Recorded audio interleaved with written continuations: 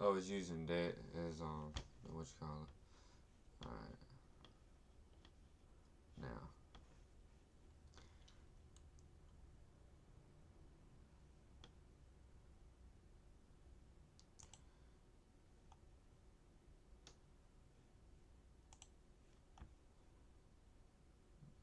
that should have downloaded slow. What the hell, brother?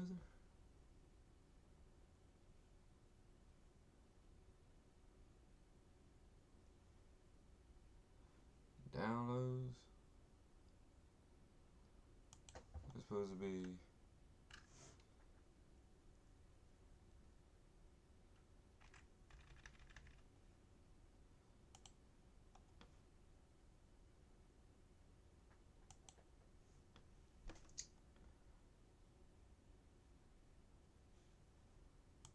Why is it so slow?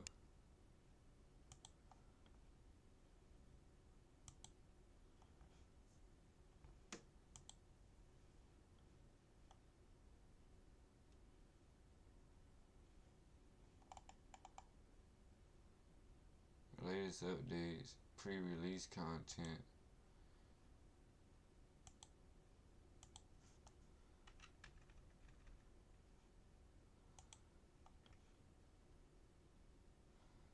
%.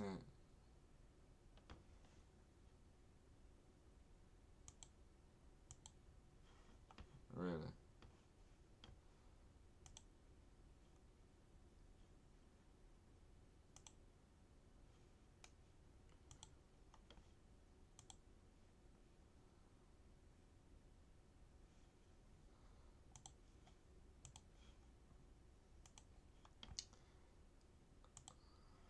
Let's see.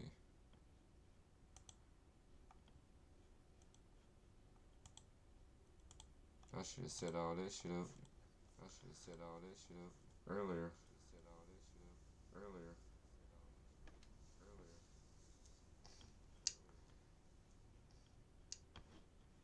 Did this even work? Did this even work? I can't hear the sound though. I can't hear the sound though. I can't hear the sound though.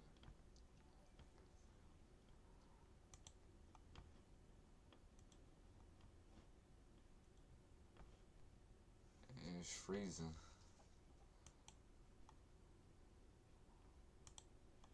It's freezing. Hawaii.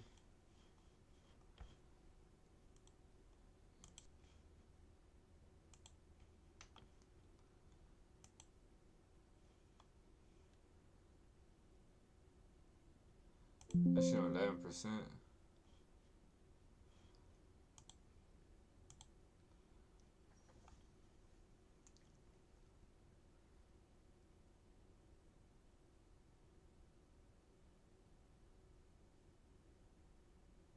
25 minutes left. It's gonna take a while.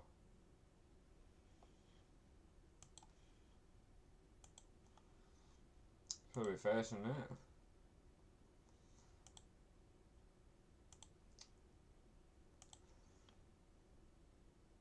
Yeah, it's like 300 something download.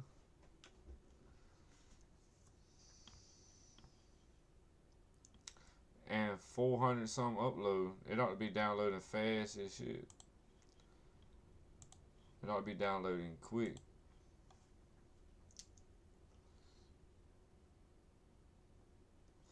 Let me see if I can add this in here.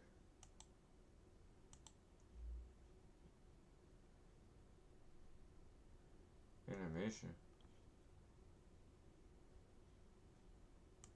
Live scene. No noted this time when you went live. I got them the other times though. Huh.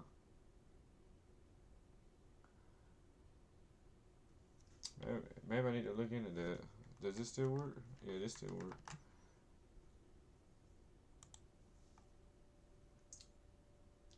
I don't know why it didn't work that time. I need to add enable dual output to stream horizontal and vertical platforms simultaneously. New add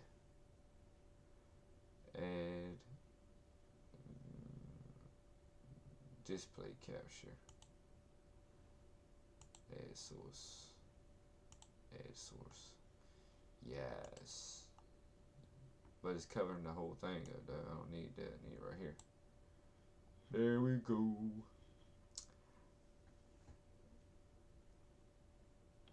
But that's not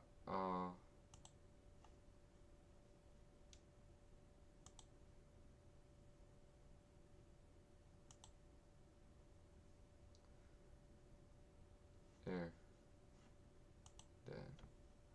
That still ain't it. Oh, that's why. I messed that up.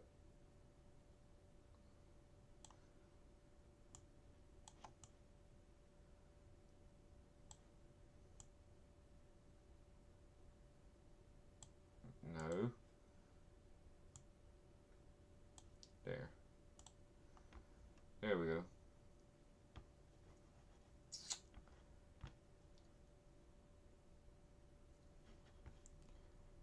Now it done stopped. 24 plus hours left? What the hell, bro? 24 plus hours? You got to be kidding me.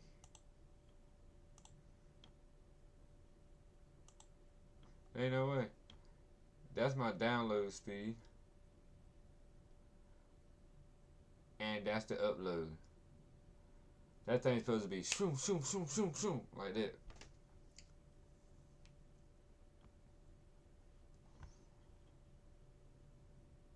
That's supposed to be quickly, bro.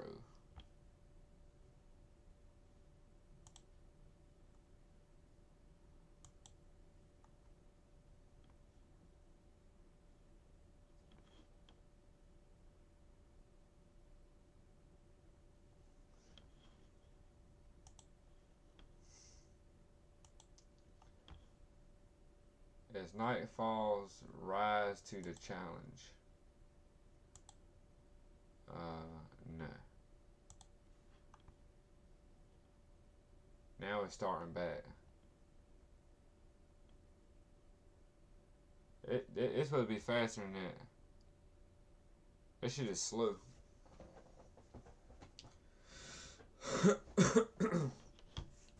Is the stream froze?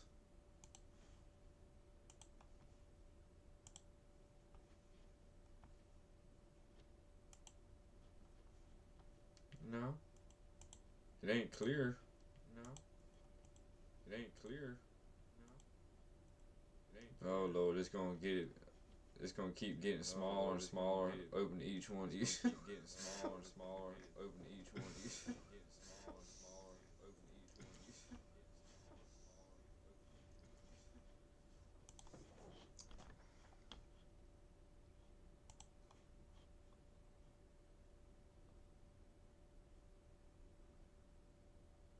Amount of data left to write to your hard drive and writing speed.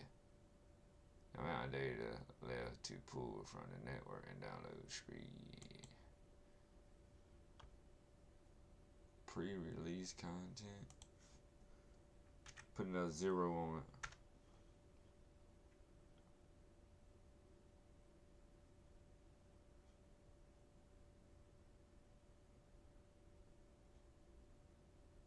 There we go. That's what I'm talking about. Come on. Choom, choom, choom, choom, choom, choom, choom. Quickly.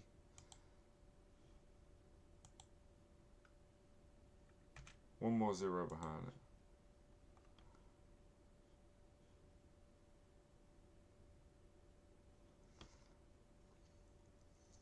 it.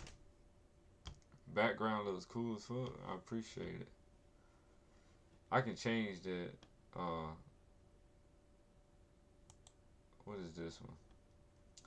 That's starting soon. This one, I ain't got that one fixed. What is this one? Extras, I don't know what that is. This is the one that, this is the intermission screen. Look at this one. before you like actually start, I think.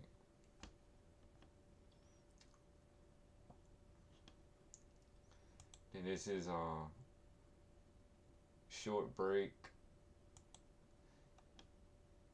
ending soon, starting soon, and this is the one that you'll see when I start streaming. But ain't no game update to catch yet. 120 CPU usage, 11%. Open performance window. Your stream quality is good. Well, that's good.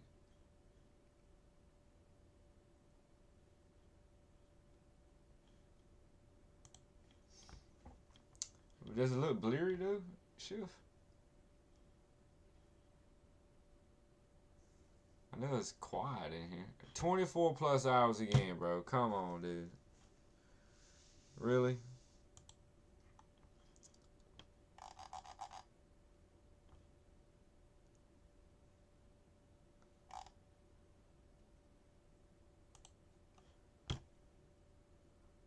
Oh.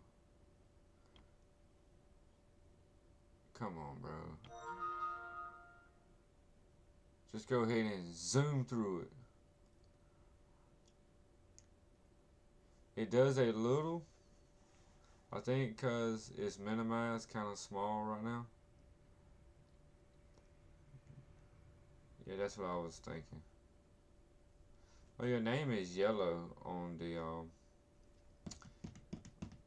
stream board, on the chat box.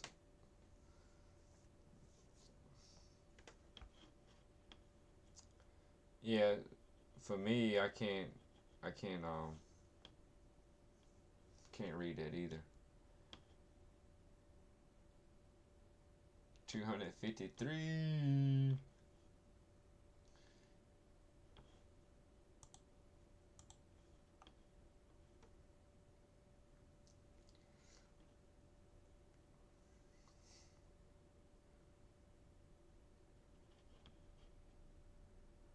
I'm gonna fix that too. I'm gonna make it where uh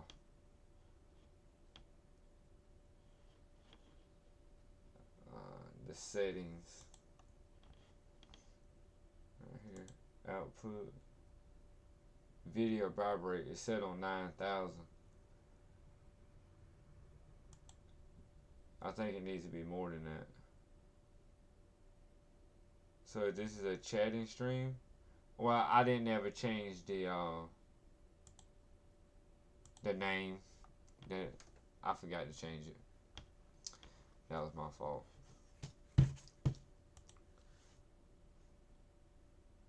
Stream. Output. What do I need to set the output to? Could I do like 10,000, 11,000 to make it more clearer? All good. I was going to suggest a video for you to watch. Well, we can watch it. We can watch a video while it's downloaded because it looks like it's taking fucking forever.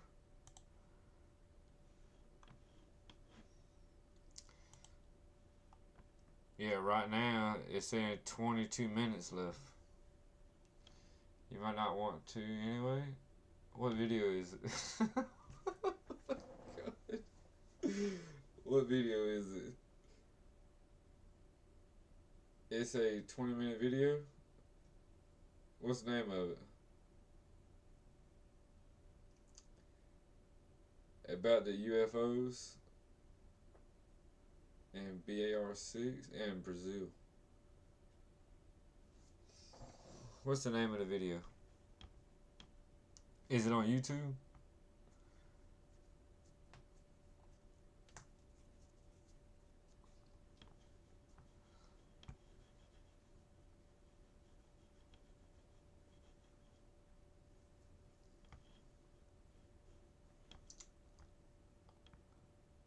Most UFOs.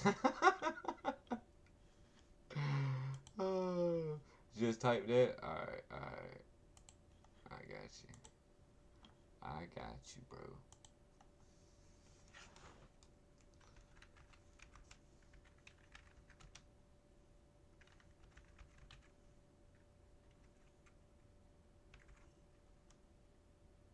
Most UFO sightings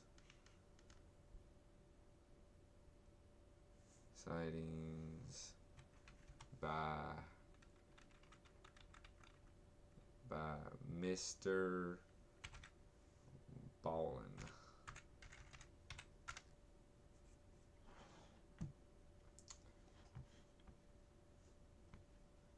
Which one is it? This one?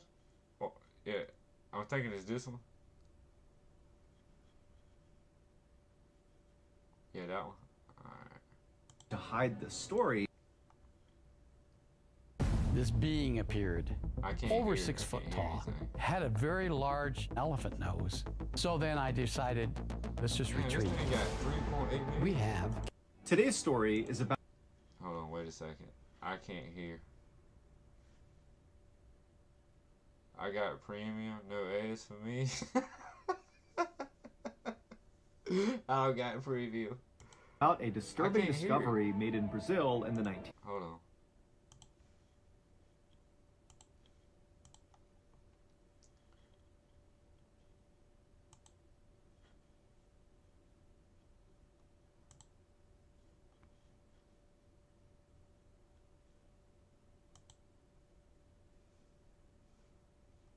Output. Oh.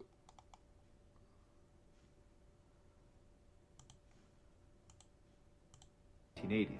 There Now, we at go. the time, the Brazilian government attempted to hide this story, saying it was just too sensitive for the public.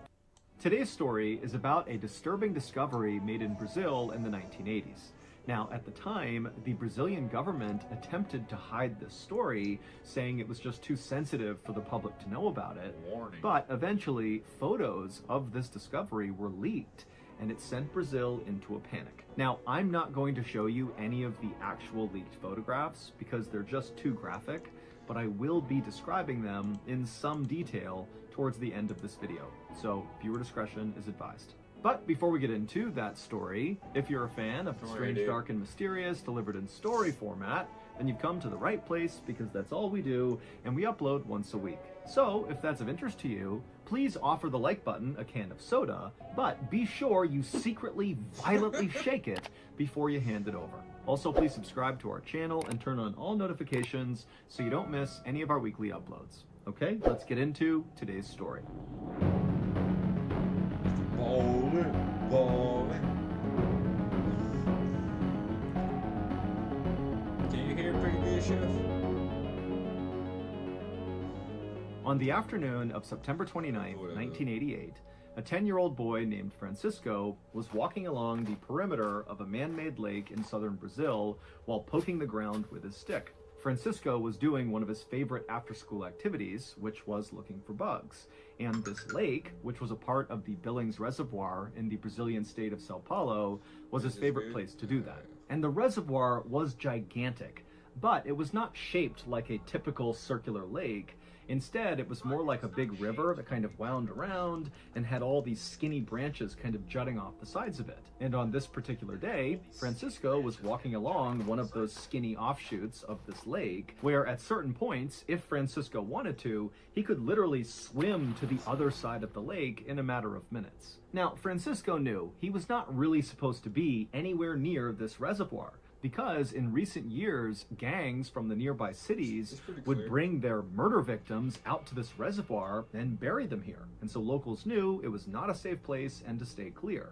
But Francisco, he didn't listen to any of that because he loved walking around this lake and looking for bugs. And so he thought, you know what? No one's harmed me yet, so what's the big deal? And so, as Francisco casually walked along, poking at the mud, looking for his bugs, he finally saw one. It was a huge water scorpion, almost 2 inches long, and so immediately Francisco, without taking his eyes off the bug, drops his backpack, grabs a clear container that he kept in the side pocket, he opened it up, he bent down, and he scooped up this water scorpion and capped it, and then he brought the container up and looked inside to kind of admire his new pet. And as he was staring at this container, he noticed something odd on the other side of the lake. He basically saw it through the plastic container, and so he lowered the container to get a better look at this strange thing on the other side of the water, and what he saw was this big group of vultures, all kind of standing in a circle right on the water's edge. And I can't think of that bird name.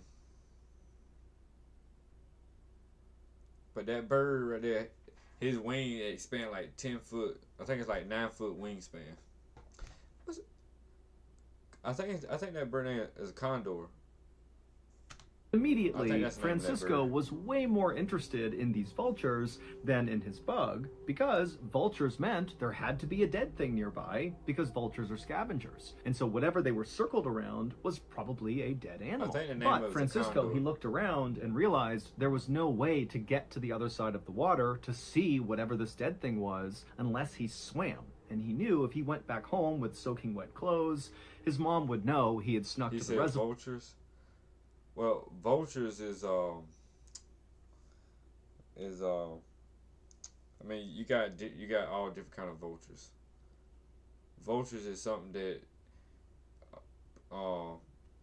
it like prey on dead thing, like dead. I don't know how to word it. A vulture is something that only eats on stuff that's like dead, like buzzards. That's a vulture. I don't know about cranes. And he'd be in lots of trouble. And so, feeling really frustrated, Francisco just picked up a hyena would be a vulture. Rock and chucked it to the other side, trying to splash the water near the vultures to get them to fly away so he could see the dead thing. But the first rock he threw did not really have an effect. The vultures just kind of turned around and looked at him and then went back to whatever was on the ground. And so Francisco gathered a big pile of like 25 rocks and began throwing them one after the other at these vultures. And finally, Francisco had caused enough chaos on the other side of the water that the vultures got upset and they took to the air and they flew away. And finally, Francisco got a clear view of the dead thing that was in the middle of the circle of vultures. Now, initially, Francisco thought this dead thing was going to be maybe a bird or some other small animal from the area, but when he got a good look at this dead thing from 30 feet away, it didn't look like either of those things. It didn't have fur, it didn't have feathers, it actually looked kind of pale, almost like a pig. But Francisco's thinking to himself, why would a pig be all the way out here? And then it slowly dawned on Francisco that what he was looking at was actually a dead person. Suddenly terrified, Francisco scooped up his things, turned around, and ran to the nearest village where he began screaming for help. Okay, Within a few hours, the area along the water where the vultures had been and where this body was swarming with police and also with curious villagers. Normally, when a body was discovered in or near this reservoir, which unfortunately happened quite a bit because of all the recent gang violence, police would often break ranks from the investigation and walk over to the local onlookers and kind of fill them in and tell them, who this person was and what they think happened. But this time, it was totally different. The police were totally secretive, and it was really obvious. The police immediately roped off the entire area with crime scene tape, and then the police officers stood in a circle, shoulder to shoulder, blocking the view of the villagers so they couldn't see the body. And then when villagers actually walked up to police and said, hey, can you tell us what's going on? The police would say they couldn't talk about it, and then they would tell the villagers to back up and stay away. Locals would stick around for a while, being treated this way the entire time by police, and then finally when the sun started to go down and it was clear the police were very committed to hiding what was going on, whoever was still there finally just left, figuring when they got home they could just turn on the news and see what had happened with this dead person. But when they got home and turned on their TV, there was not one news story about this body. And at a minimum, this story should have dominated local news, but it somehow was not being talked about. And then even stranger was the next morning when locals got up, they headed back to the reservoir to see what the police were up to. And when they got there, they found the police were gone, the body was gone, and there was absolutely no trace that anyone or anything had ever been there. It was like it had been totally sanitized. For days, locals in this area continued to check the TV news, they checked the radio, the newspapers for some story, some bit of information about this dead body that was found. But again, there was just absolutely nothing, and it just made no sense. Why wasn't anyone talking about this? And so eventually, in the absence of any official information about what happened, a rumor began to circulate among locals that the body belonged to a local fisherman who had gone missing 3 days before Francisco discovered him. And this fisherman, apparently he was an alcoholic, and he had gone to the reservoir and he had begun drinking, and apparently he drank so much that it killed him. Now, many people wondered, if this drunk fisherman story was the real story, then why were the police so secretive about the body, and why weren't they willing to give up any information to the crowd about what had happened to this guy? I mean, a drunk fisherman is not a super sensitive thing. It just seemed like that doesn't line up with the police's behavior. But questions like these remained unanswered, and after several weeks of still no new information, no news coverage anywhere, even the most skeptical of villagers who really thought there's something weird going on here, they just kind of forgot about it and moved on. Until 6 years later, in 1994, when someone, we don't know who, from the Brazilian government decided they just couldn't keep the secret any longer. And so they gathered up some photos and an autopsy report they were not supposed to have, and they smuggled those things to the media. And once the media published these things, it became immediately clear that the dead man who was found in the reservoir in 1988 was not a drunk fisherman who drank himself to death, nor was he the victim of gang violence. Instead, it appeared that this person's death could potentially be paranormal.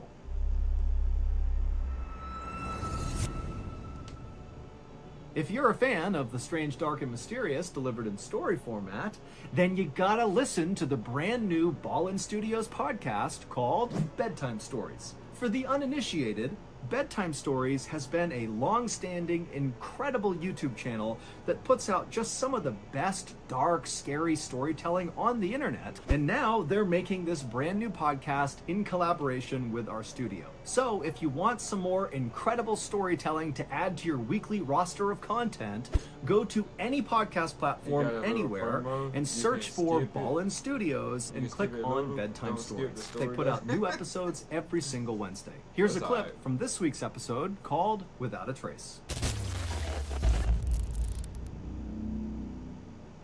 The northwestern state of Alaska remains one of America's most unsettled and unexplored regions. It is a place of wonder and mystery, but also of great danger, with roughly 2,500 people going missing there every year. And one settlement, situated far to the west of the state, remains the setting for some of the most bizarre of these disappearances.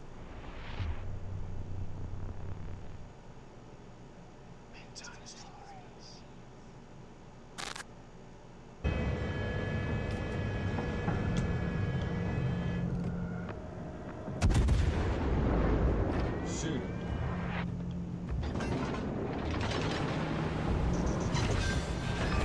Like 3 on this. Alright. If this story don't blow your mind... But before we dive into the significance of those leaked photos and the leaked autopsy report, you need to understand a weird aspect of Brazil's history. Brazil has an absolutely astounding number of sightings of unidentified flying objects, or UFOs for short. And these are not your typical UFO story. Chef, do you watch a thing, I think it's like Forensic Files? You watched it?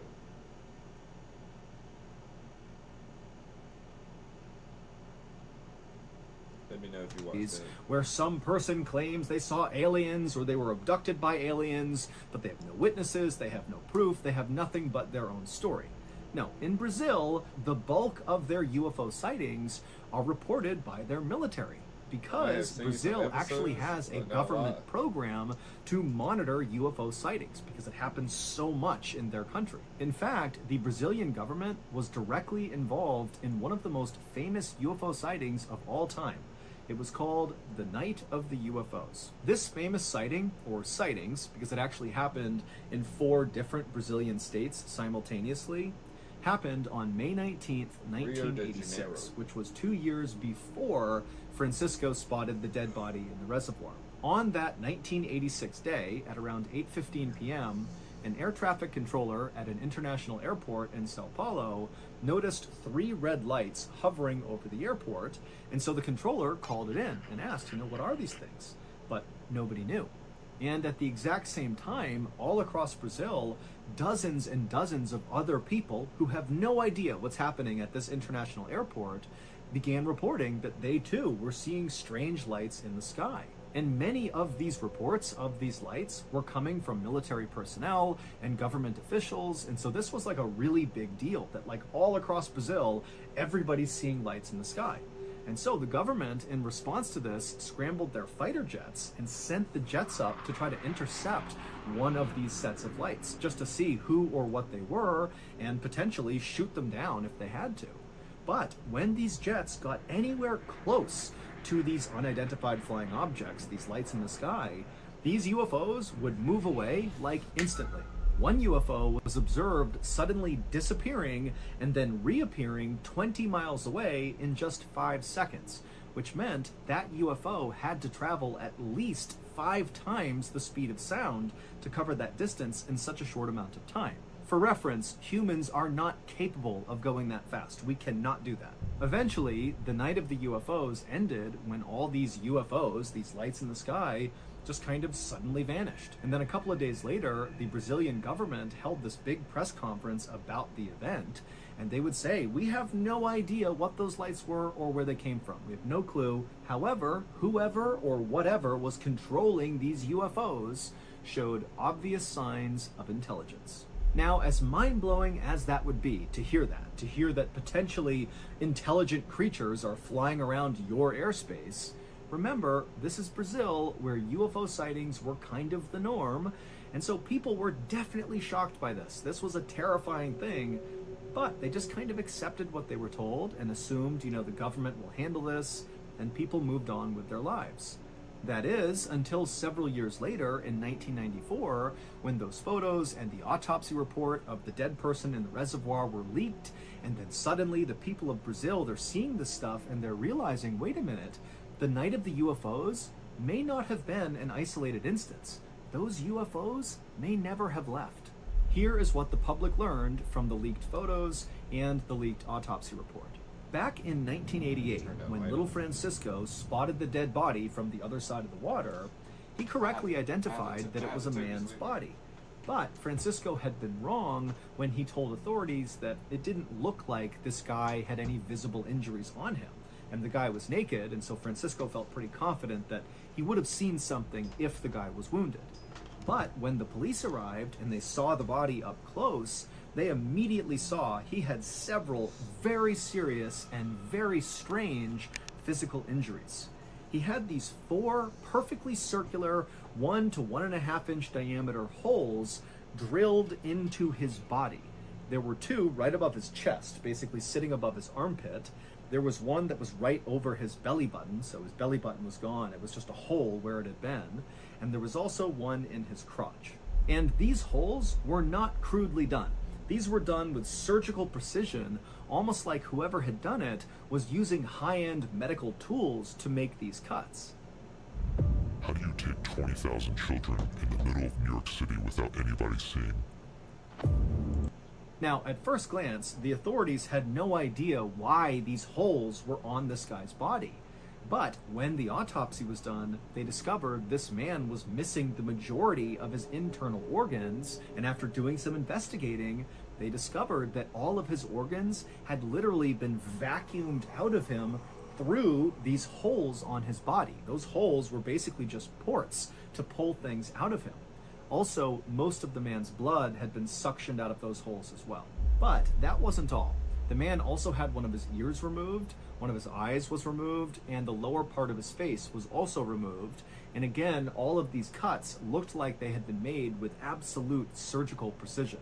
But perhaps the most brutal aspect of all the things that came to light when these documents were leaked was something that, unless you looked really closely at the autopsy report, you wouldn't necessarily notice. And it had to do with this man's vagus nerve. Your vagus nerve is something that controls part of your nervous system that's responsible for automatic functions like heart rate and digestion. And so when your body is suddenly in great distress, like suddenly you're fighting for your life or something, your vagus nerve can basically shut off those automatic functions like digestion in order to ensure all your energy is going towards fighting for your life. But in this dead man's case, his autopsy revealed that his vagus nerve had gone absolutely wild right at the moment of his death. It's complicated, but this suggests that this man was very likely alive when his face was being surgically cut off, and those holes were being drilled into his body, and his organs were being vacuumed out. And then at some point, the excruciating pain that came from these horrible things happening to him got so bad, his vagus nerve basically turned off his heart. So it was not these horrible physical injuries that killed him. He literally died from the pain of these physical injuries. In short, his body basically killed itself to avoid feeling the pain it was feeling. So I'm sure you're wondering, how does the dead man in the reservoir and these leaked photos and the autopsy report, how does all of that connect with the night of the UFOs, which happened 2 years before the man in the reservoir was even found? Well, following the night of the UFOs in 1986, farmers in Brazil who lived in the areas where these famous sightings took place began reporting that their cattle were dying kind of inexplicably. And this began happening with enough frequency in all of these areas where the UFO sightings had taken place that a theory began to develop in Brazil that maybe the UFOs that were here during the night of the UFOs have something to do with all these cows turning up dead. And as that theory began to take hold all across Brazil, that, UFOs are killing our cattle, another theory began to come out of that one, which was, well, if the UFOs are coming in here and killing cattle, what's stopping them from killing people? And then in 1988, so 2 years after the night of the UFOs, and right in the... That was 1 year before my sister was born. My older sister was born in 89. Middle of all these farmers all across Brazil saying their cows were dying for no reason, the dead man in the reservoir was discovered. And as soon as the government saw the physical condition this guy was in, with the weird holes drilled in his body and his organs missing and his face pulled off, that, plus the fact that he was located in this reservoir, which by the way was in a night of the UFO sighting area, the government decided they would have to hide the story. A critical detail that I have left out intentionally until right now is that the cattle who were turning up dead, they were turning up dead with circular holes drilled into their bodies, with organs missing and parts of their faces removed. Meaning, clearly, whatever was happening to these cattle inside of these sighting areas had happened to this man in the reservoir. And if that got out to the public, then it would confirm for many people in Brazil that, yep, the UFOs, they're the ones going after the cattle, and now they're going after us too. And so this was why the police were so secretive about the body and not letting anybody see it or learn anything about it. And it was also why no news was run anywhere in Brazil about the story. It's because the government was really trying to make sure it did not get out. And the government was able to keep it quiet until 1994, when those photos and the autopsy report were leaked. But, like all things having to do with UFOs or aliens or paranormal stuff, it's like despite the evidence, those things very quickly are pushed into the kind of conspiracy theory bucket, and they stay there. People do not want to touch that category. So, even though Brazil remains an absolute hotbed for UFO sightings, Wikipedia even has a page dedicated just to tracking Brazilian UFO sightings, despite all that, no one really cares. But if you care, there is an unbelievable amount of information online about what's going on in Brazil, and if nothing else, it is just a fascinating rabbit hole to fall into. So that's going to do it. If you enjoyed today's story, be sure to check out our podcast called the Mr. Ballin Podcast, where we have literally hundreds more stories just like this one, many of which are only available on the podcast. Again, it's called the Mr. Ballin Podcast, and it's available exclusively on Amazon Music.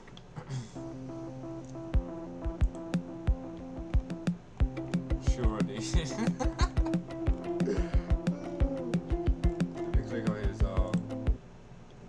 In 1969, an Adventure magazine reporter named Milt Macklin flew to New Guinea.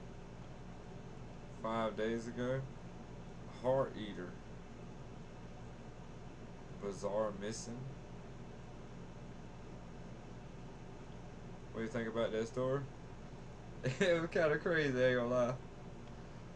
It was kind of crazy.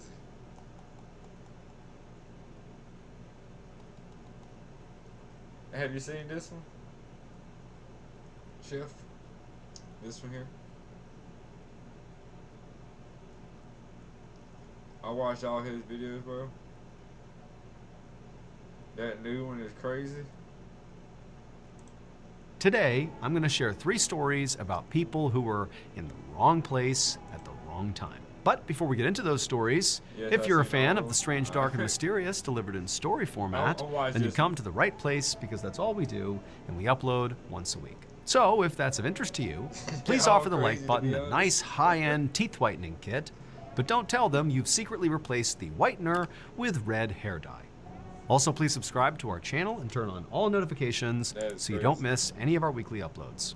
Okay, let's get into today's stories.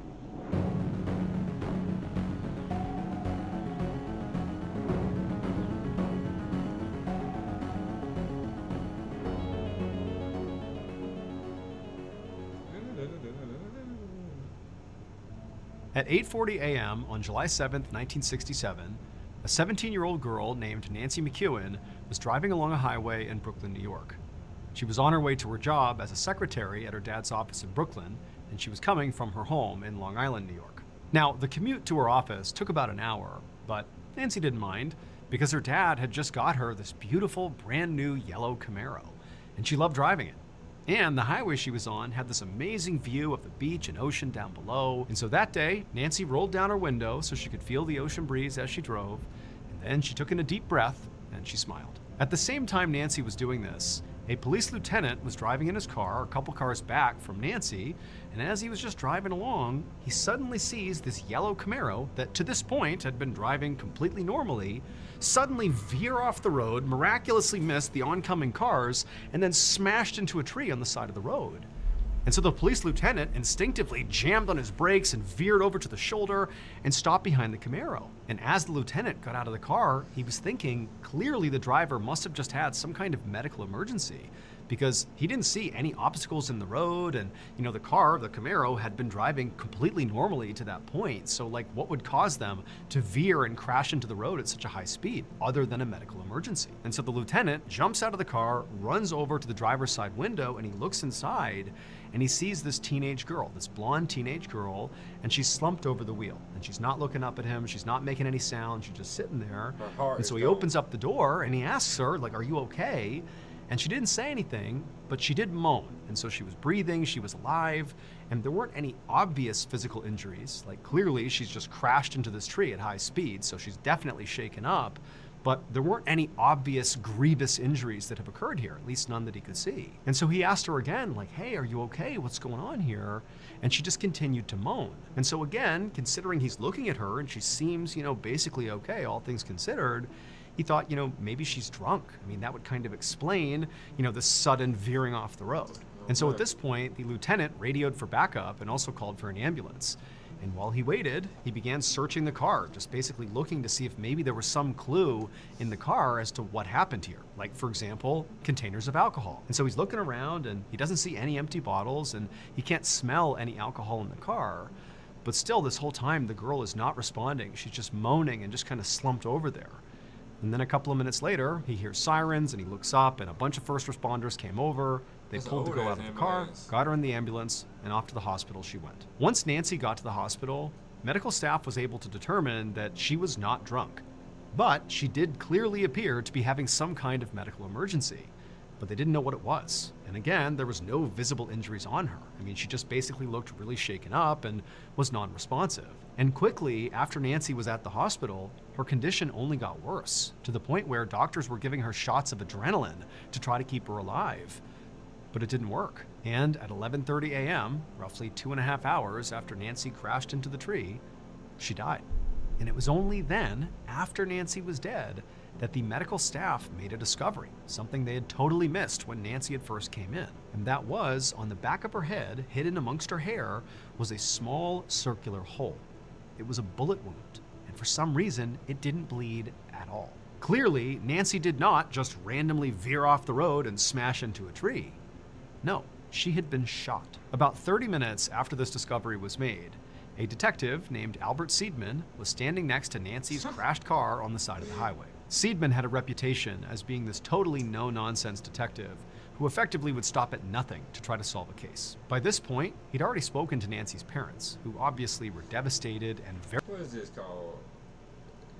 Is this the Heart Eater one? Or this ain't it? I think no, very this is confused by Heart their Eater. daughter's death. They said that, Nancy never got in trouble and certainly didn't have any enemies, and so it made no sense that somebody had just shot her as she was driving. And Detective Seidman had to agree. This was not an average murder case. But regardless, he Well, knew no the best place to gunshots. start this investigation was Nancy's car. The car was actually in no pretty good bullet holes shape. in the I mean, car. despite striking this tree at high speeds, the body of the car basically remained intact. And so Seidman began going it's inside the three-story, car and okay. looking all around it, looking for bullet holes to see where this bullet came in and struck the driver. But he found none. Really, there was nothing in the car that gave any information Bro, that's a wild story. Heart Eater? Bro, like, come on now. away about what actually happened here. Also, I don't adding know to the about that mystery one. here is Seidman knew there had been that police lieutenant who just happened to be driving a few cars back from Nancy when she suddenly veered off the road and crashed. And he would say that he did not hear any gunshots, although admittedly he wasn't really listening for gunshots, The but world, he said you're right about that. The world is a crazy place, but a Heart Eater? A Heart Eater. Come on now. that everything was I normal, know, and then the I know. car just veered and crashed. He couldn't understand it. Detective Seidman had briefly considered that, maybe Heart Nancy had been eater? shot by somebody inside of her car. But because of the presence of that lieutenant, who immediately you was got on me the scene watching? and was basically looking at the car from the time it crashed all the way until the ambulance arrived, he said there was nobody else in the car, and I did not witness anybody fleeing the scene. The whole situation was very bizarre. But Detective Seidman, thinking logically, thought, okay, well, we know she's been shot. So even though nobody knows how that happened, well, there has to be a shell casing somewhere for the round that struck her. And so for the rest of the day, Seidman and his Heart team eater. canvassed that whole highway all around that area looking for a shell casing, or really any clue that a gun had been fired in the vicinity. Hold up, Chef. Do you believe all these stories? But they found nothing. By the end of the day, Detective you Seidman believe was him? beginning to feel pretty disappointed about how the investigation was going so far. But he thought to himself, okay, well, I know I haven't found anything promising yet. But remember, she was shot not in some secluded area. She was shot on a major highway in Brooklyn, New York, a city of over 2.5 million people. I mean, someone somewhere must have seen or heard something. And so instead of continuing to look for a shell casing, Seidman abandoned that idea Heart and eater. decided to go find witnesses. Over the next 5 days, Detective Seidman and his team scoured Brooklyn Well, yeah, people would call him out for sure. They're real people. You can search it up. and interviewed hundreds and hundreds of people looking for anybody who had any information about this shooting.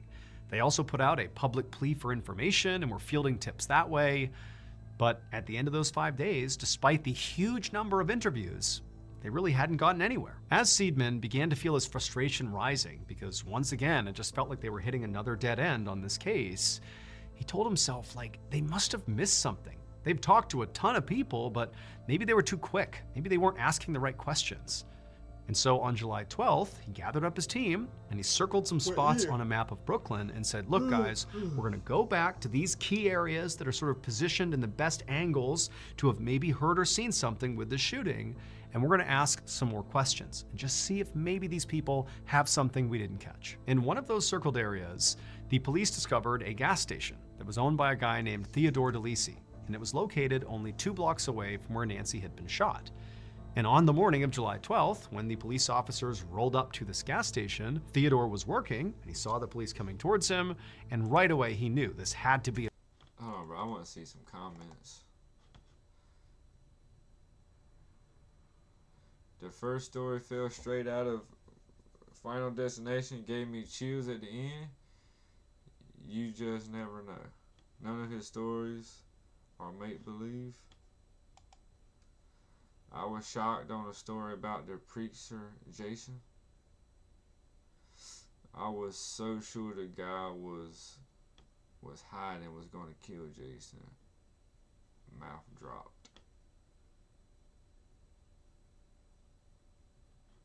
I was not expecting that. I went on a first date a couple months ago, and your videos came up in conversation on the first date. Now we fall asleep to them every night together. Just thought I'd let you know. Have a great day. Jeez. As a hunter, I was always taught not to shoot at water from my dad. I remember him telling me it could ricochet. That man never steered me wrong.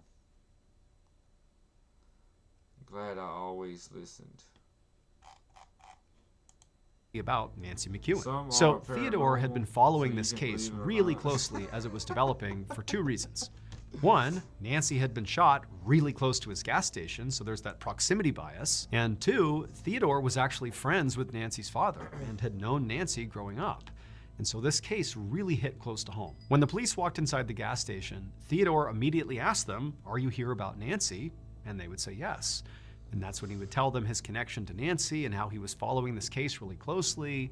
But despite his proximity to where she had been shot, he said unfortunately he hadn't seen or heard anything. But then Theodore quickly followed that up and said that, well, while he had been at the gas station in the morning for a little bit, he did take off at some point to go fishing out on the water in his boat, which was not too far away. But even from there too, he still said he didn't hear or see anything. But it was kind of noisy out on the water anyways, so, he really wouldn't have heard anything out there anyhow. The police nodded and asked some simple follow-up questions to Theodore about, take us through what happened that morning, what'd you see, were there other fishermen out there, when you were at the gas station, did you see anything unusual, just kind of seeing if there was anything that would jog his memory. And Theodore was answering every question as truthfully as he could, and at some point, he began to think really hard about what he actually saw when he was out on the water fishing, and suddenly, it all clicked. Theodore knew who killed Nancy. It would turn out shows a at lot of real 8:40 pigs, a.m. on too. July 7th, the I really exact like moment Nancy was everybody's shot, videos. veered off the road and crashed, Theodore was in fact out in his boat fishing. Except at 8:40 a.m., he wasn't actually fishing. Instead, he had a can, and he threw that can into the water. And once he saw the can, he kind of kept staring at it, and then he raised his rifle and he fired a shot at the can. But he missed, and the bullet, by some fluke of physics, ricocheted off the surface of the water, went up into the highway right as Nancy had rolled her window down, struck her in the head, and killed her. Theodore knew he had been shooting his gun out on the water, but what he saw was the bullet hit the water.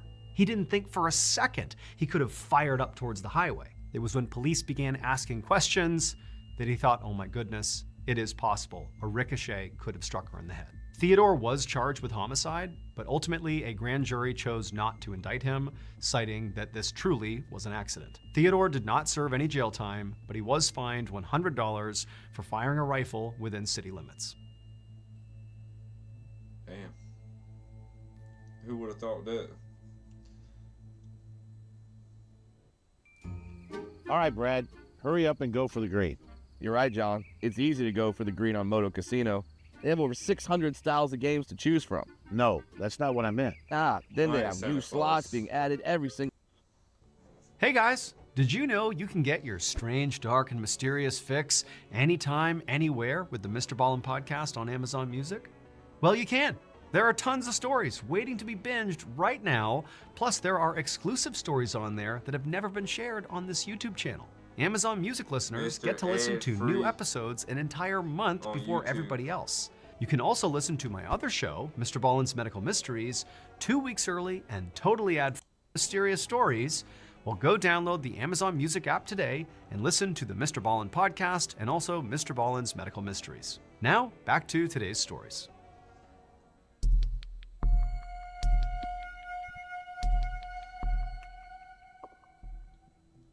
On the evening of September 17th, 2021, A 42-year-old preacher named Jason Thornburg His background, when he's talking, was cleaning up his motel room in Euless, Texas, which is a small city between Dallas and Fort Worth.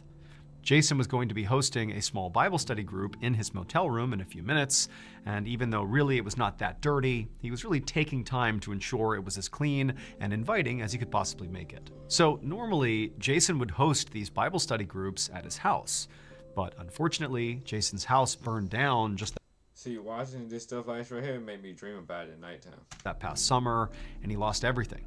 But Jason was so committed to God and spreading the word of God that he still wanted to continue having these Bible study groups, even if it meant, doing it in this kind of crummy motel room. And so Jason walked around the room, picking up laundry and straightening up his bed. And then after kind of arranging chairs in a circle for the various participants he was expecting, he went over to a cabinet, pulled out some Bibles, and right as he was about to start placing these Bibles on each chair, he heard a knock at the door. And Jason was really excited because he knew that had to be someone who was here for.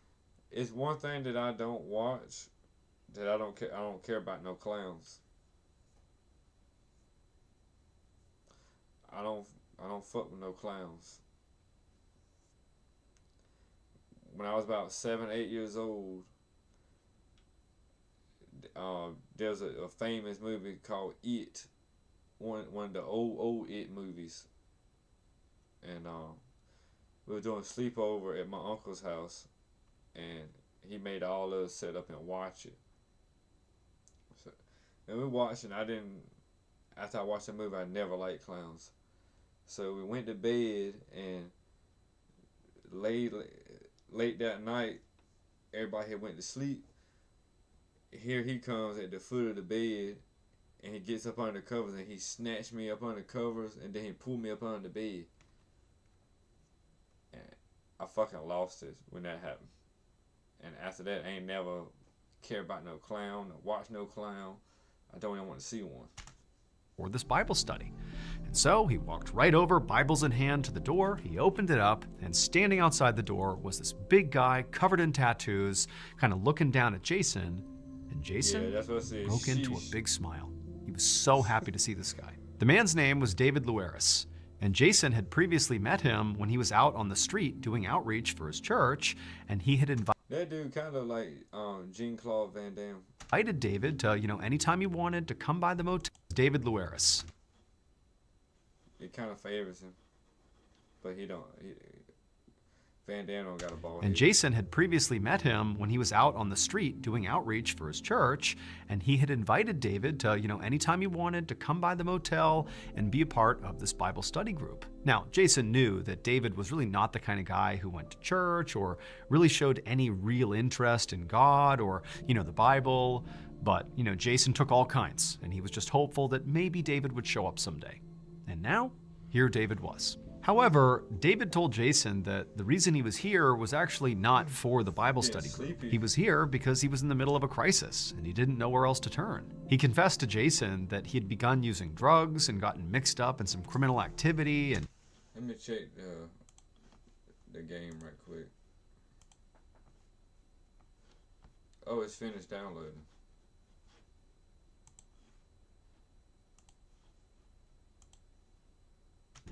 There's some dangerous people out there that he was sort of running with, and now his concern was some of those dangerous people were coming to get him. And so he literally felt like his life was in danger. Now, when Jason heard this, he was surprised, but at the same time, he could tell that David was being very authentic and just needed help. And Jason felt like, his job ultimately was to serve God and all of God's people.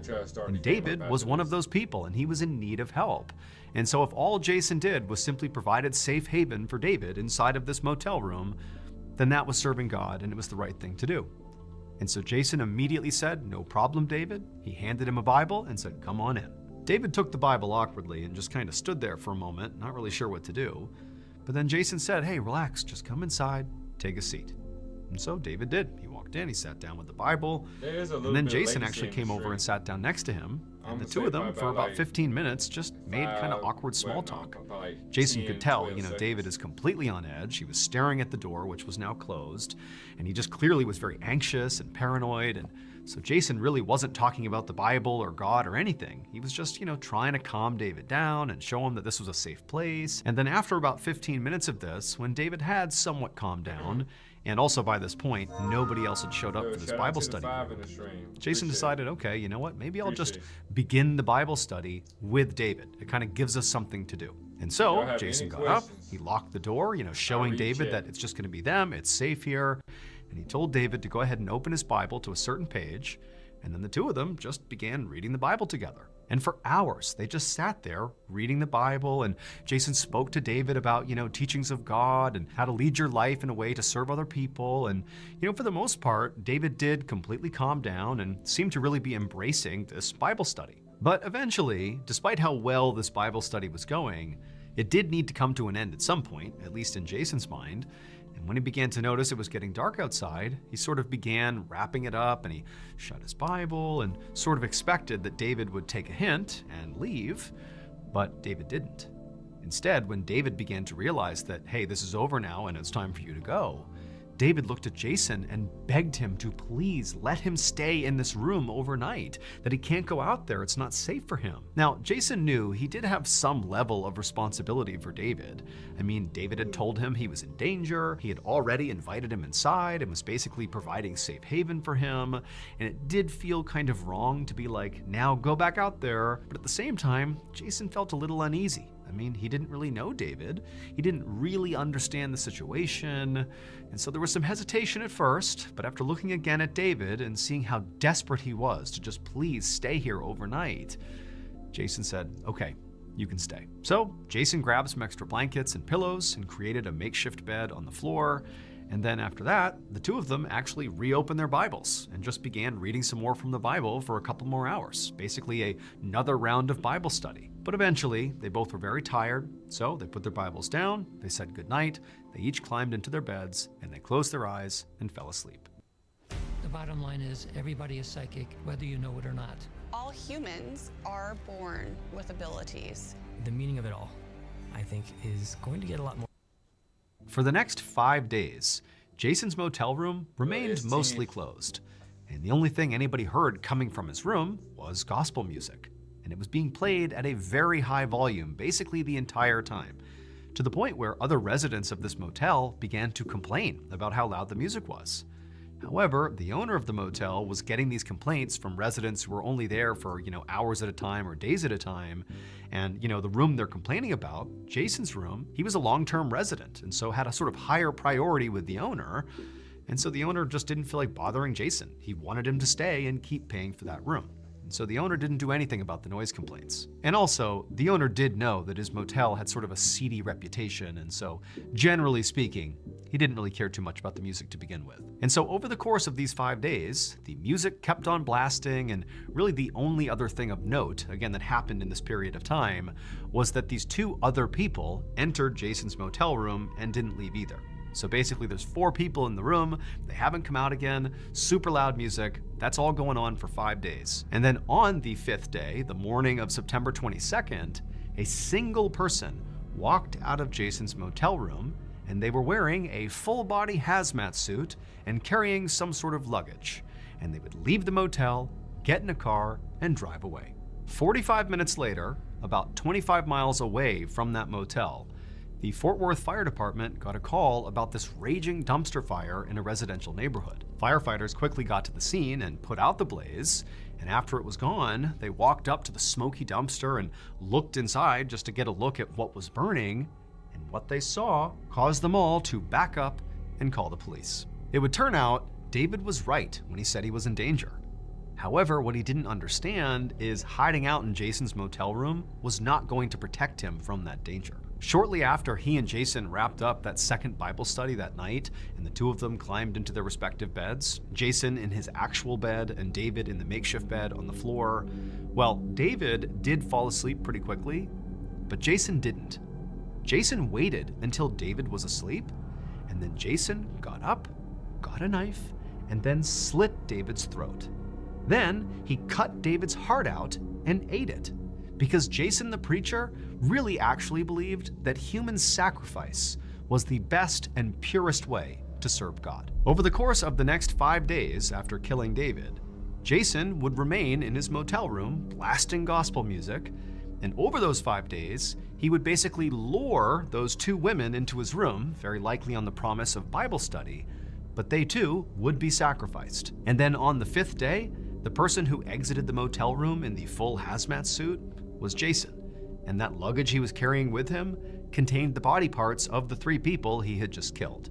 And he brought those body parts to that dumpster in that residential neighborhood and lit them on fire. And so when the firefighters put out the fire, what they saw inside were burned up bodies. Jason was arrested, and while he was awaiting trial, he confessed that David and the 2 women were not actually his first victims.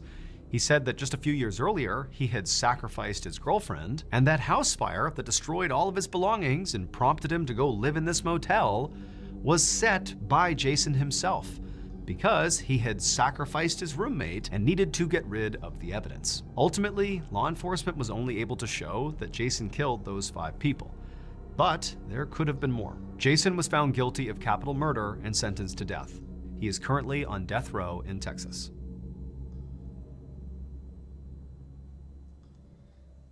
Yeah, crazy.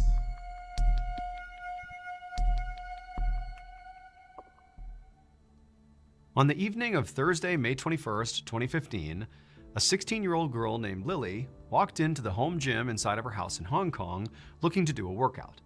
Now, she sort of expected the gym would be empty and she could kind of have the run of the place, but as soon as she walked in, she saw her dad was in there and he was doing some sort of cool-down exercise on a yoga ball. So Lily's dad, whose name was Ka Kim Sun, was a doctor and a professional, and normally at this time of the day, she would never see him in the gym. He was typically locked upstairs in his study, or upstairs doing work or something, or he was just gone for the day. So for him to be here, it just didn't really... What's that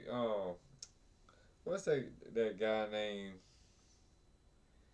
He be on TV sometime doing paintings and stuff. He got real bushy curly hair.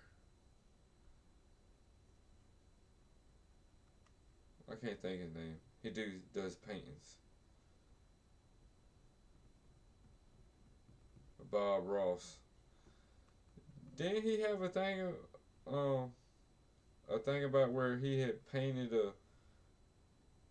a picture or whatever, and it was like a murder or something like that? I think it was line up with his schedule. Sure. And so Lily asked her dad, what are you doing here? What's going on?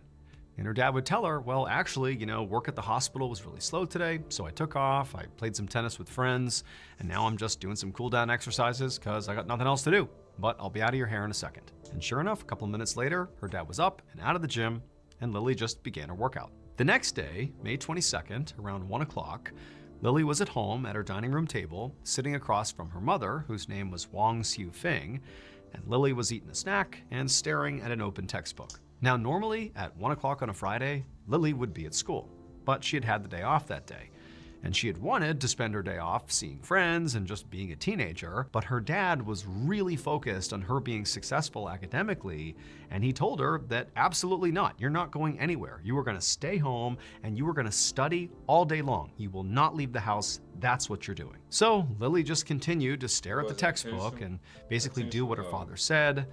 And then a couple of minutes later, she actually heard her dad coming down the stairs, and he came into the dining room, and he was clearly very pleased to see his daughter doing her work, or at least appearing to do her work. And he came over to her, gave her a kiss, he kissed their mother, and then he said he was off to work. And then he went out the door, and he was gone. And as soon as Ka was gone, Lily's mom looked over at her and said, I'm not gonna make you study all day.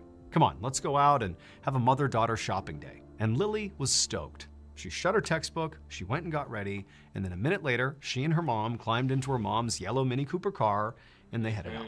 About 2 hours later, around 4:15 p.m., a local jogger was running in the same neighborhood as where Lily and her family lived, and as they were running down the road, they noticed there was this yellow Mini Cooper car sitting on the side of the road, not moving, but it was still on. It was just sort of idling right there. And at first glance, it appeared there were people inside the car. but they weren't doing anything. They were just sitting there not moving. And so the jogger was curious, and so they ran past and made a point to look inside the car, and they saw two women in the front two seats of this car slumped over. The two women were Lily and her mother. And so the jogger began to panic and banged on the glass to try to get the women to respond, but they didn't. And so a minute later, police were called. They dragged Lily and her mother out of the car. They were totally unresponsive. They were rushed to the hospital, but it was too late. They both died.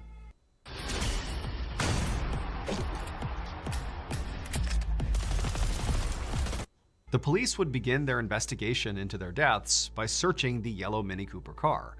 And when they searched it, there really was nothing of note inside of it. I mean, the two women's purses were in the front of the car, there was some basic exercise equipment in the trunk, but the car was pristine, clean, not cluttered. I mean, there really was nothing in the car that gave away what could have happened to these two women. For the next 6 months, the police tirelessly looked for some lead as to what happened to this mother and daughter. They would interview all their friends and family. They would search their house top to bottom. They would basically take apart this Mini Cooper and look for, defects or flaws that maybe could have contributed to their death. I mean, they were looking everywhere, but it just didn't make sense. Nobody had any idea what happened to these two women. And so right as this case appeared like it was about to go cold, the detectives decided to just go back to the Mini Cooper and see if maybe, just maybe, they missed something. And sure enough, they had. It would turn out on May 22nd, 2015, the day that Lily and her mother died, Lily's father had told Lily to stay home and study, not because he cared about her academics. I mean, he did, but that day, the reason for this was not for that. Instead, he wanted her to stay home all day to protect her. When police originally searched Lily's mom's car, they found the two women's purses and also some basic exercise equipment in the trunk, specifically a deflated yoga ball. And at the time, the police didn't think anything of these items. They looked into them, they considered them, but they didn't seem to have any bearing on what happened to the women. However, it would turn out the yoga ball did have something to do with it. Specifically, 2 days before the women were found dead, that yoga ball was inside of Lily's home. It was in her home gym. In fact, when she walked into the home gym and saw her dad doing cool-down exercises and thought it was strange he was home right now, he was using that yoga ball. And Lily didn't think anything of it. But in reality, what her father was doing was not cool-down exercises. He had not just come home early and, had played tennis and this and that. In reality, he had taken that yoga ball to the hospital where he worked and filled it with carbon monoxide, an odorless, colorless, poisonous gas. And his plan was to put the yoga ball in his wife's car, unplug it, and now it's sealed and the gas is gonna leak inside the car. And then when his wife got in the car and shut the door, she would effectively suffocate and die. He didn't try to kill his daughter though. He wanted her to stay home and study, i.e. don't go with your mom and get in the car. But the mother defied the father, brought the daughter along, and then after driving for only a mile, the two women collapsed and died. Ka Kim Sun was arrested and charged with 2 counts of murder. He was found guilty and sentenced to life in prison. He has never explained his motive. That is sad. He killed his wife and his daughter. In case you haven't heard yet, our newest graphic novel, Mr. Ballen Presents Where Nightmares Live, is available for pre-order right now. It contains another 9 heart-stopping, strange, dark, and mysterious stories, all based on real events. This was a passion project. It took a lot of time, a lot of people involved, from the artwork to the storytelling. I mean, this is a beautiful piece to add to your collection, so you gotta check it out. The book comes out on September 30th, but again, you can pre-order your copy at book.ballenstudios.com, or you can click the link in the description below. There are a limited number of hand-signed copies available, but those are gonna sell out very quickly. So please pre-order today, because remember, your nightmares are waiting. You gotta be crazy. Thank you so much for watching. Let me know what you thought of today's episode in the comments. And remember, we have hundreds of videos for you to binge right now. But if you're looking for a recommendation from me of that one video that's worth your time, well, it's this one right here. So give it a watch. All right, until next time, see ya. Frozen in time? Don't take slow for an answer. Get Optimum 1 gig internet for only $40 a month. Enjoy In 1969, in a Where's that one that they had that tent on there?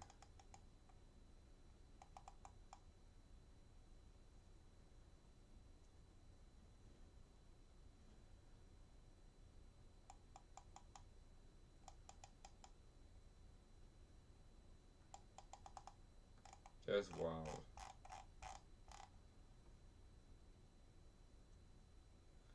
That's wild. But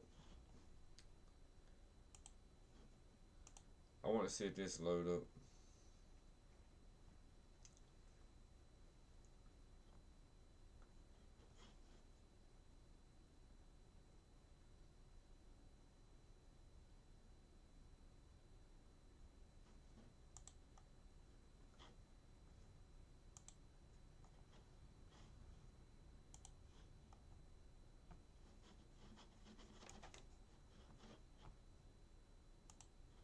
Is it gonna play on this?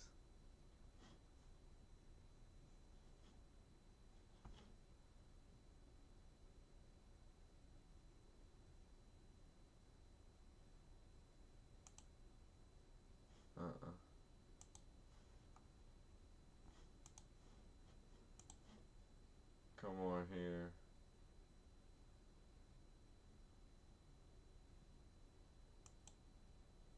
No.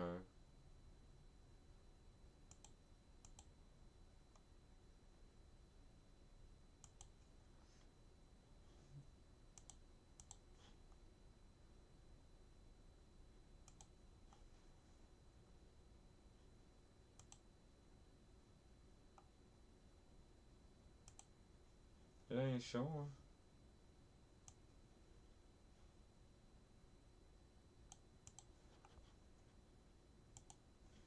It's not showing the game.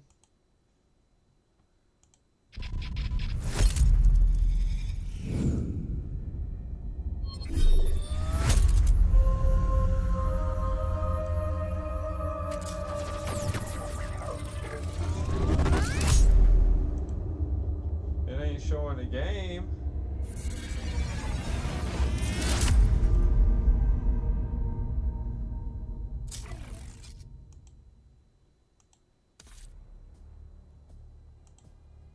Ha!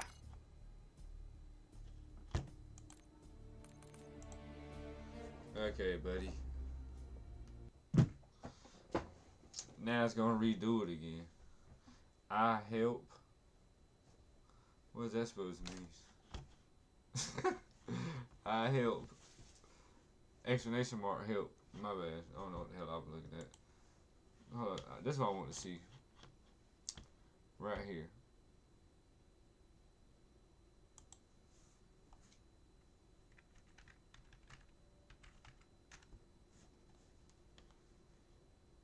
Commands.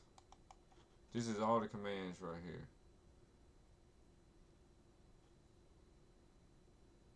Explanation mark ACT. I help you. Oh, type in exclamation mark PC. It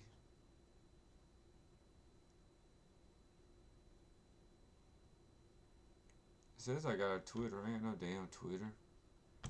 What are you talking about? Oh, have you seen my merch store? You haven't seen my merch store, have you?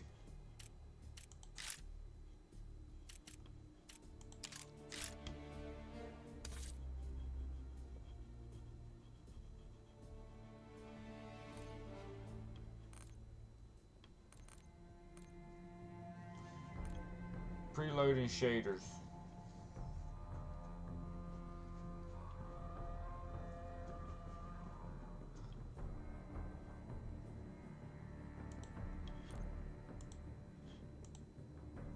Why is the screen dark? Oh wow, skip frames. Sheesh.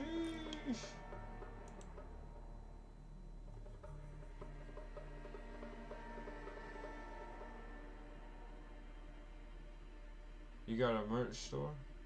Stream is laggy? Yeah, I think because of this game here.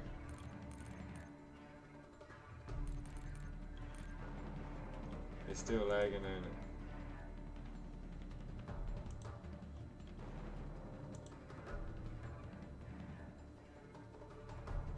It's done now, I think. It said 14%.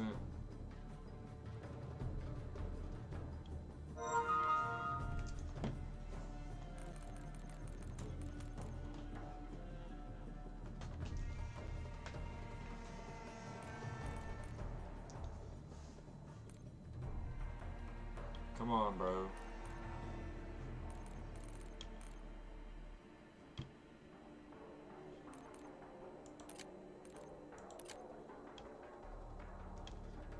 %.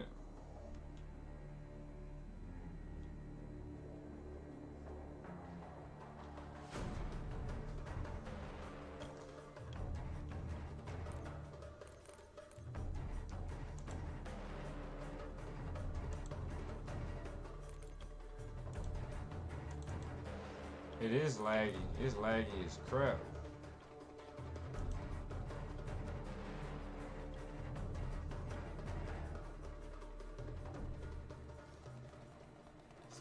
Still going a little.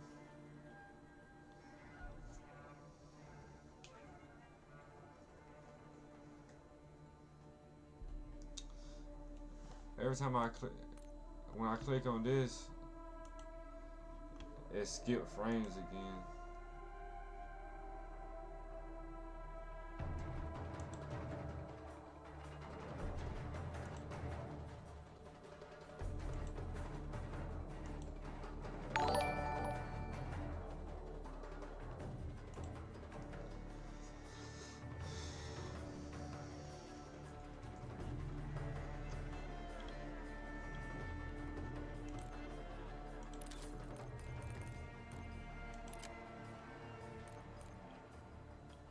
Wow.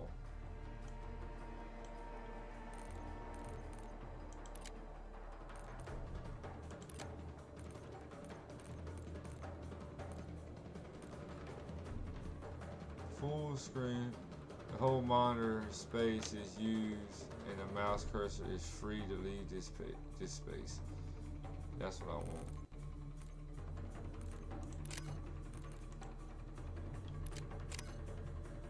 Confirm application, confirm. Aha. Yeah, but it still makes my other screen over here black.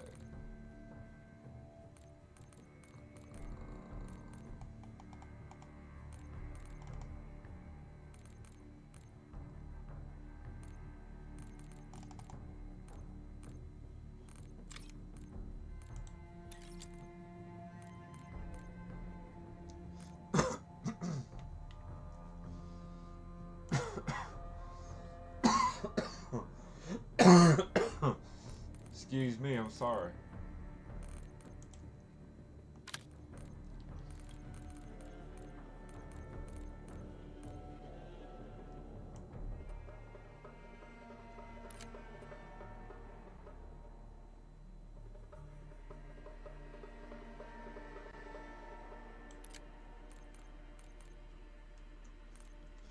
I'm gonna do that.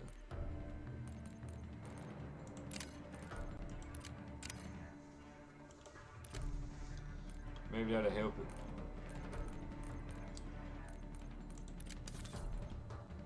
Let's see how bad the graphics look. They don't look too bad.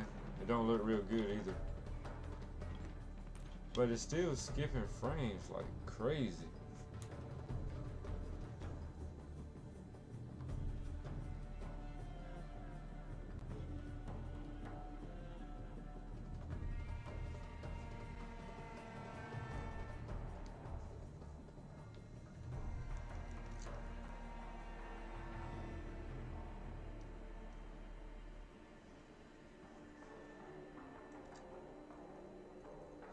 And it's at 480p. That is wild.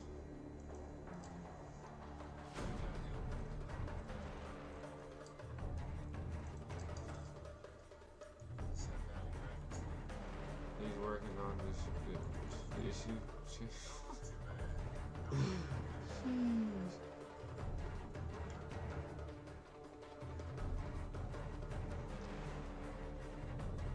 It's still downloading the shaders. Maybe after that gets done.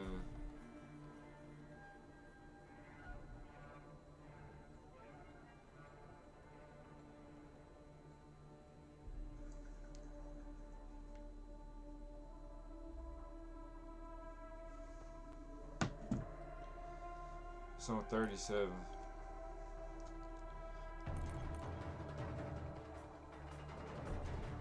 38. Preloading shaders for Warzone. I'm gonna try to play a game on this.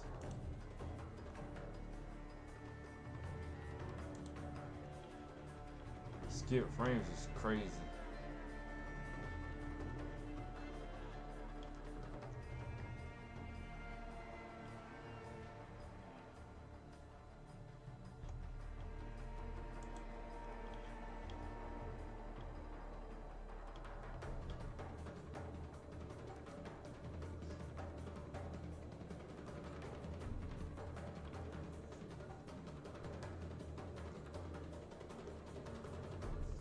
It's on 40%, chat.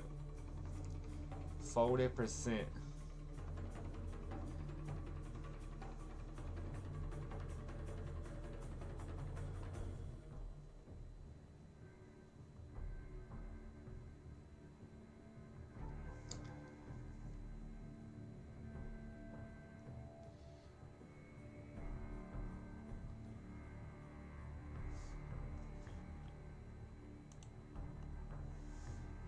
%.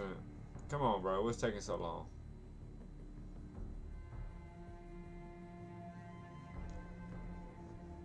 $267. Maybe I need to move my wheel cam. It is laggy for you or just stream? It's not lagging for me, but I see here I'm getting skip frame detected 38%. Oh, it stopped. I think it's doing that because I'm trying to download the shaders. It's pre-downloading the shaders here, up top right here.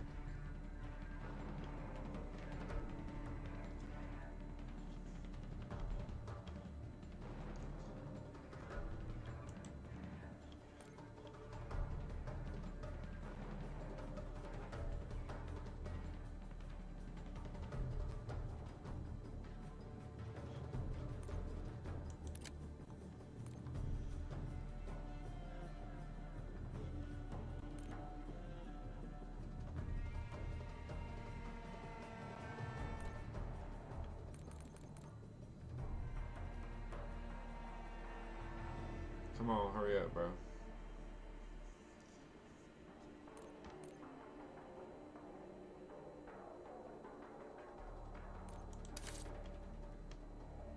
It was for me, not anymore though. Alright.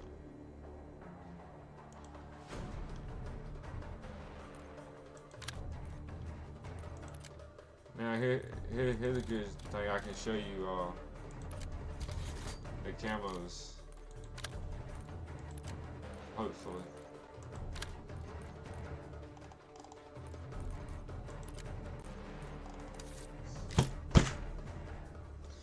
Bro, this game. It's doing it on PC too.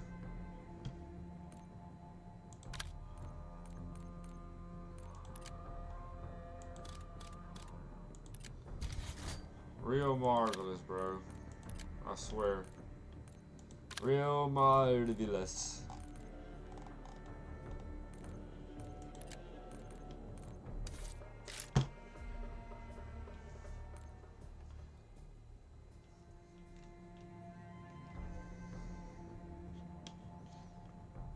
My FPS is 45.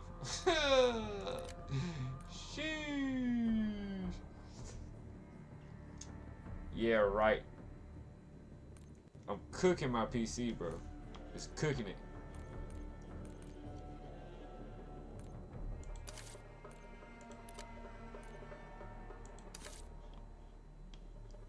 Maybe if I wasn't streaming, it'd be faster.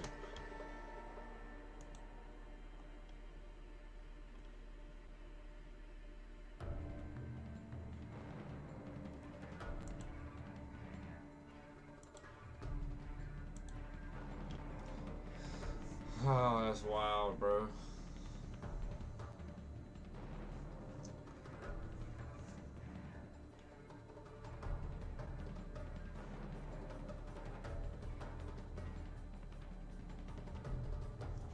Is it still frozen?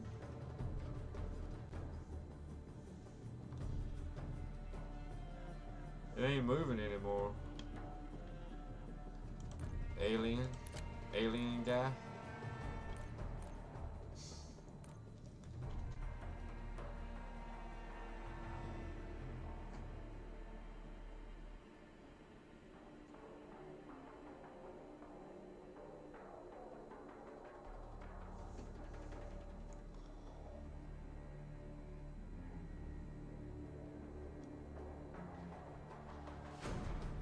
Bro, it's going on 12 a.m. bro. I gotta be at work at 7 a.m.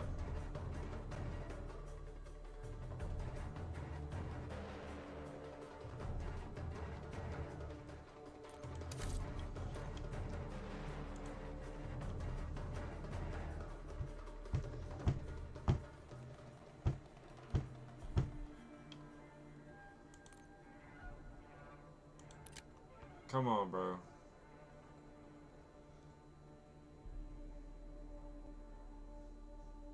I wouldn't even be better to play on this if I don't download the shaders.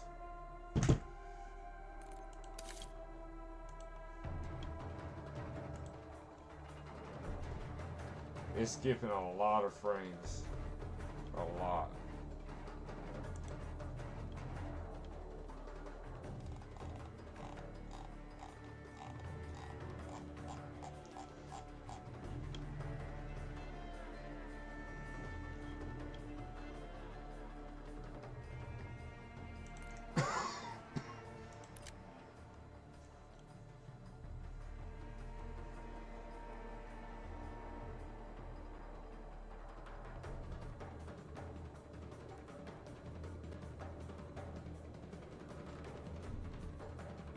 No sleep, gang? Nah, bro. I got to sleep, bro. I got to work.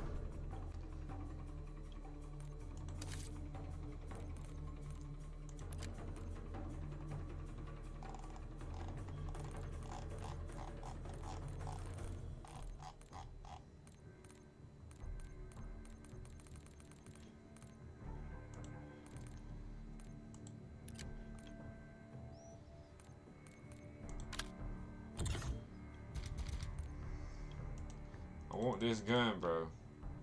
I want this gun.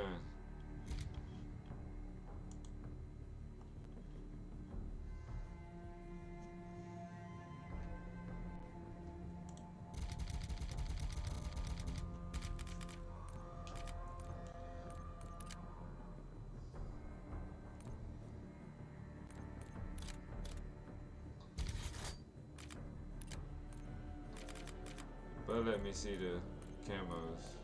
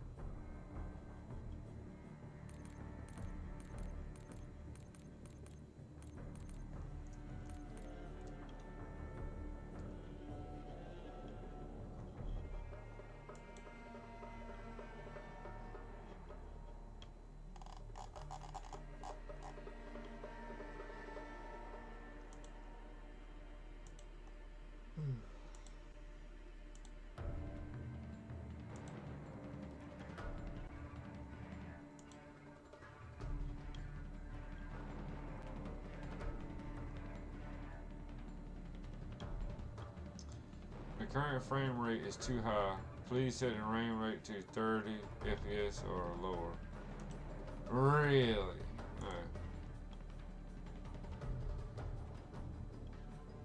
Bro, you gotta verify if it's me.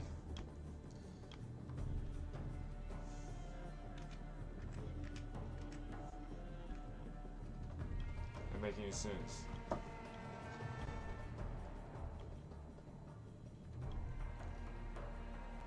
a 6-hour shift too, though.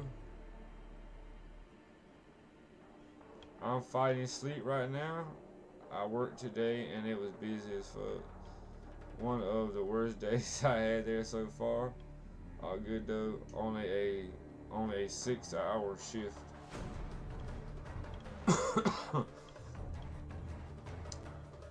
I work 8 hours.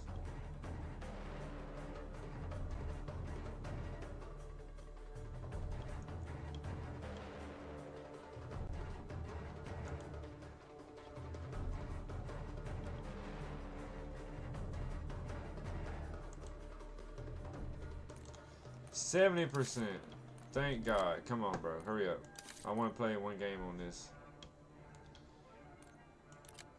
I want to try it. Well, I'll find a match right now.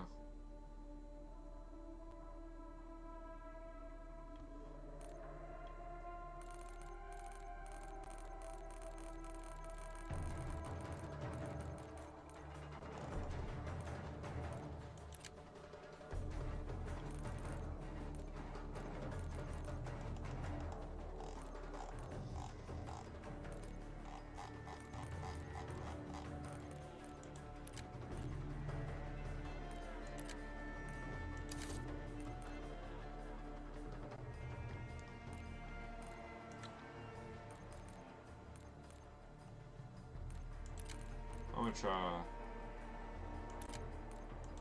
solo.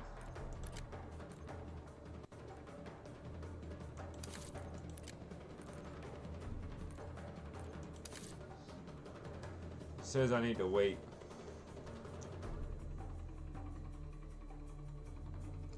So we're gonna wait.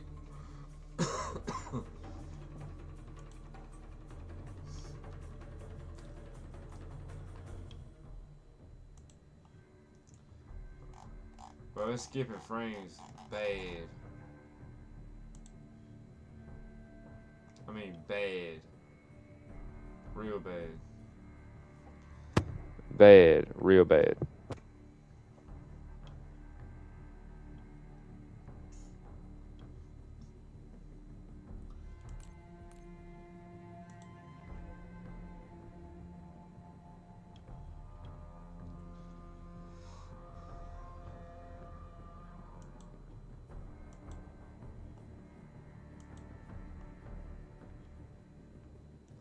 These are the overlays you can get. Oh, look at this.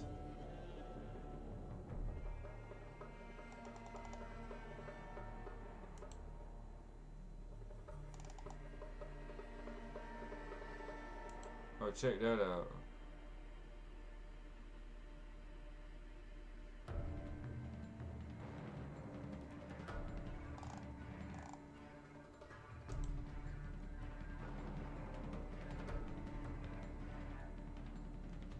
Vertical design, that's pretty fire. That's pretty lit.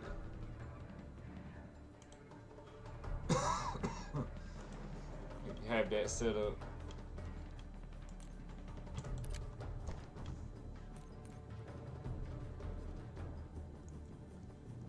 I don't know why it's taking so long. 4 viewers. Bro, I'm waiting on this stupid. There we go. Now it's steady speeding up. 95. Come on, bro. 96, 97, 98, 98.8. Come on. 99. Come on, come on, come on, come on, come on, come on, come on, come on. It's almost finished. 100.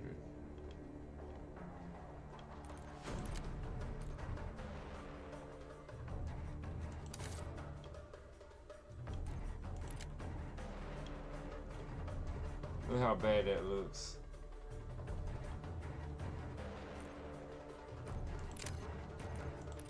I'm waiting for that. Global's on 88% chat. Wait for that.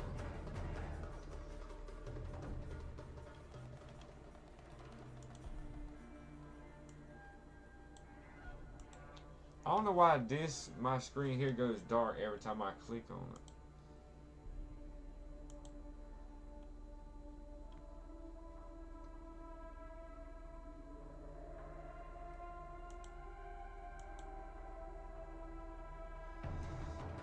supposed to do that?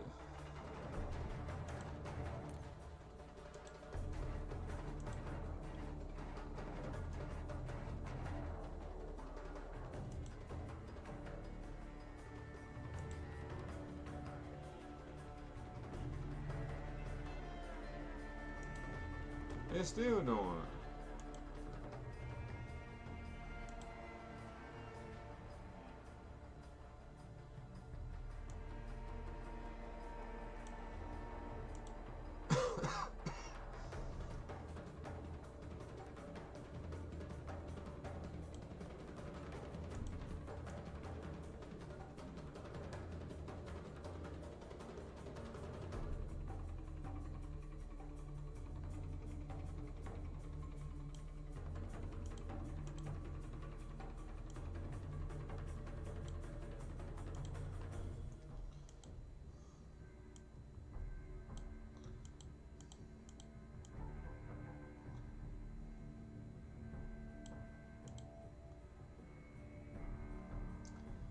I'll put it over top of the controller.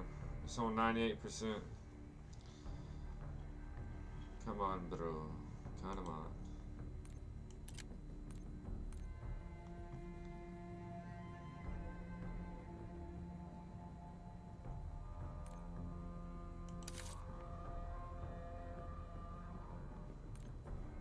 Alright.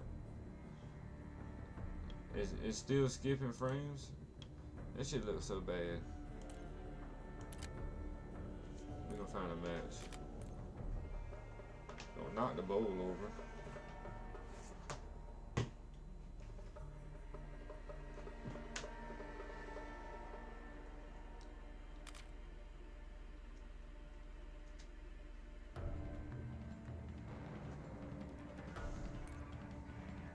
$12 bro.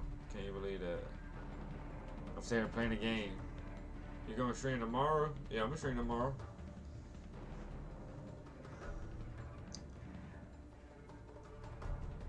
This is gonna be so bad.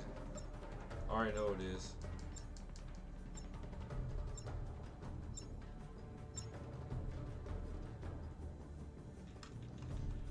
I got a feeling this is gonna be so bad.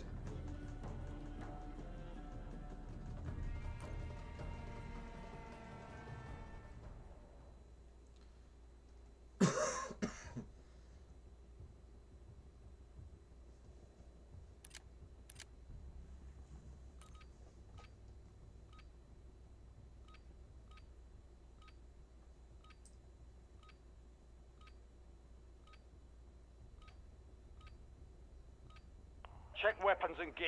We're holding for deployment.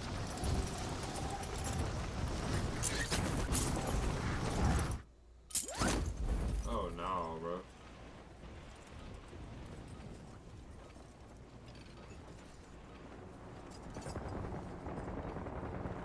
Look how bad that looks.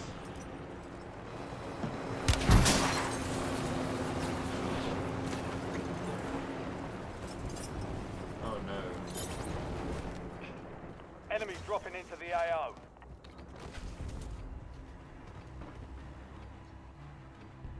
That looks so bad, I can't Shadow play this. 01. Deployment to the war zone has been authorized. It's so bad, it's so sticky. Ow, dude. Packet loss?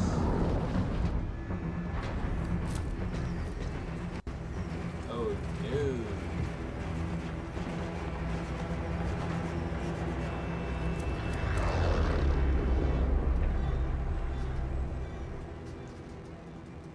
Battle Royale. I'm gonna have to land out here.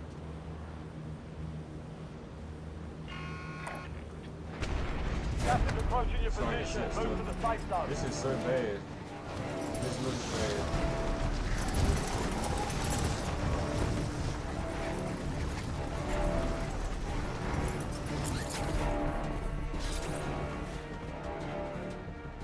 Eliminate all targets in the AO.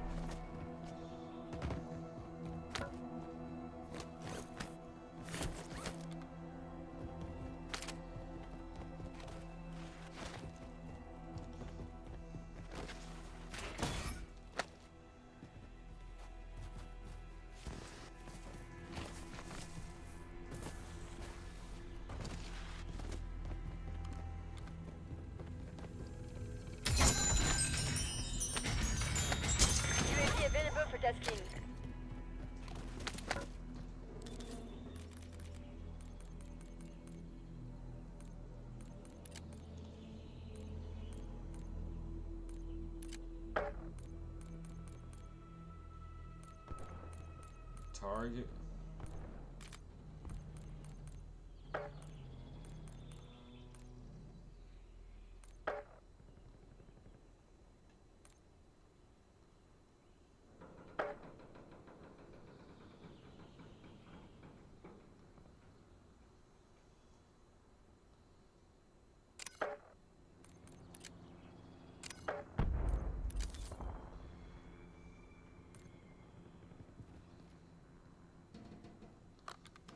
This looks bad. This is ugly. This PC, it doesn't play this game good. And it's laggy. Bro, this is... I'm just gonna play Enemy the UAV PS4 overhead. with the PS5. Hell.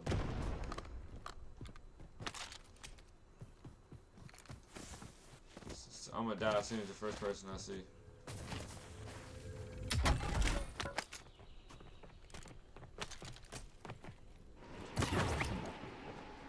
Enemy UAV is online. Oh my god, this is so bad.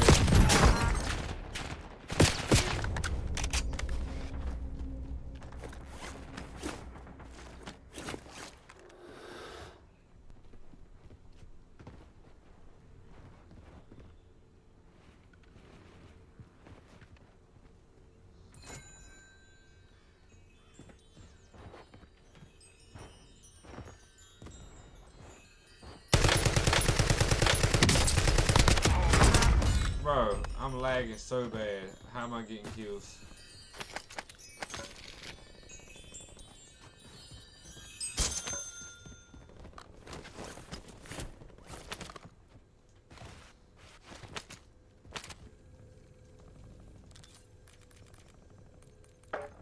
I need a resolution, bro.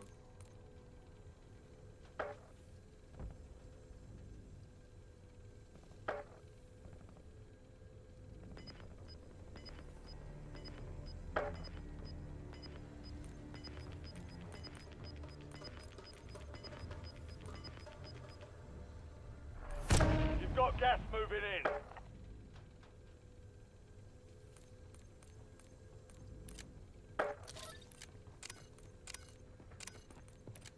I'm gonna die.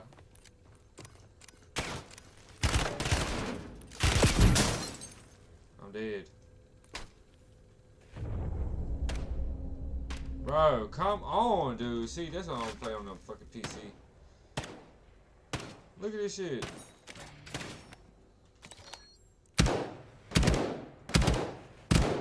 Nah.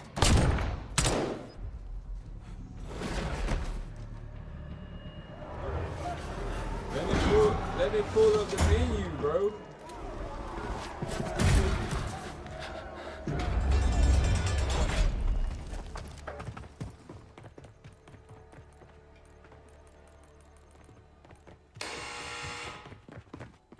Now the fight starts. Be ready. You're next.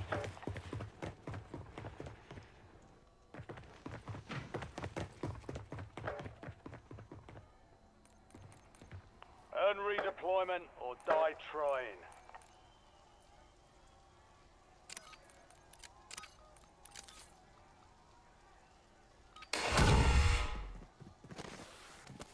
Bro, this shit looks shitty.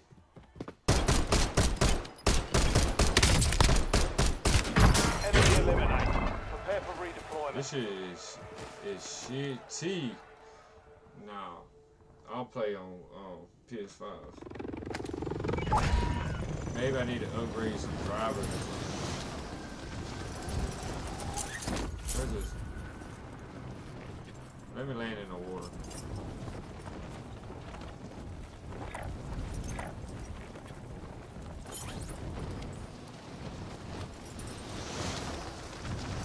I ain't got something set right.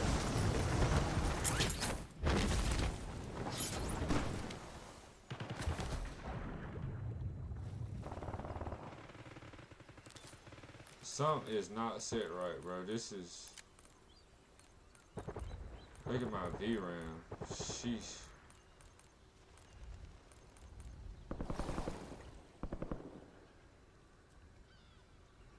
This can be set.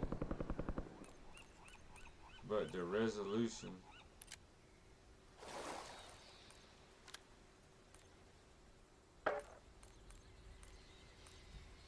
What is this? Turn that up. Turn this down.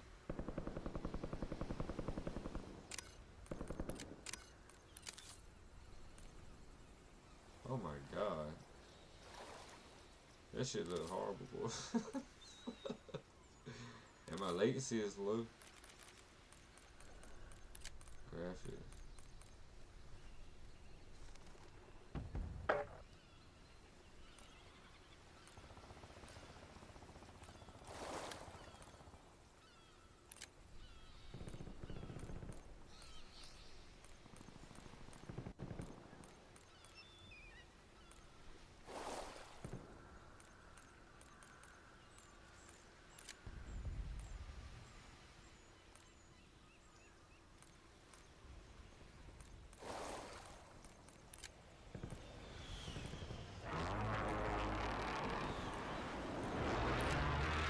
Low. And then we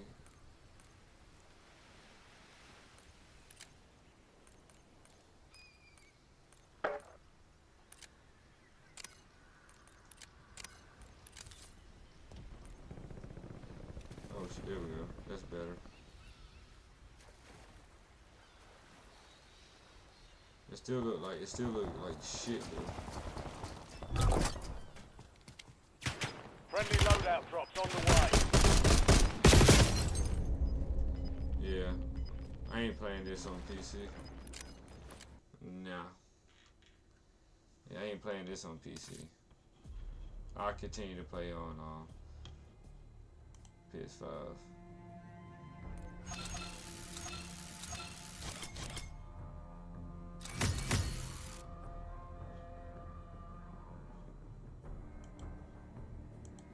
I ain't playing it on this. Nah. Still ain't got it yet.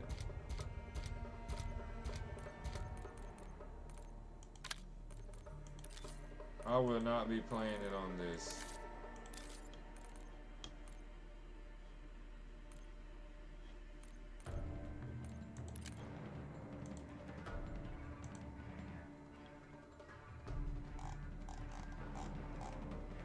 Not by a long shot.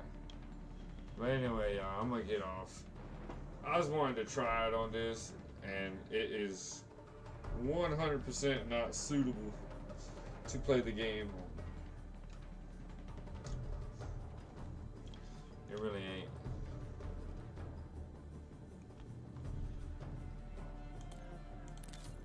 I have played it on this before, but what's basic?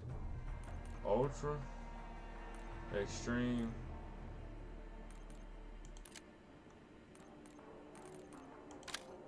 Review.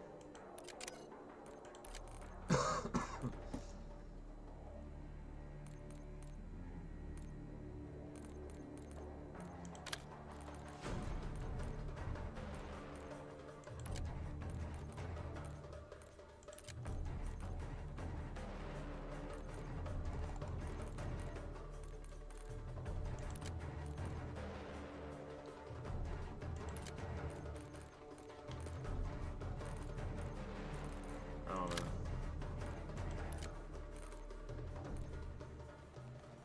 Graphics are good though.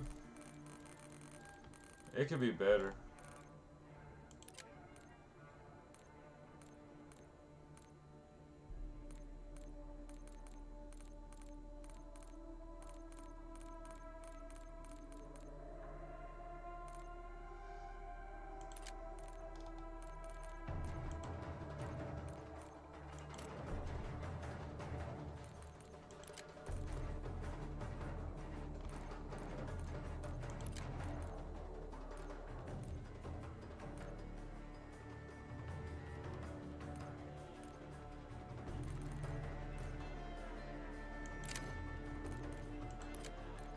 Put on recommended.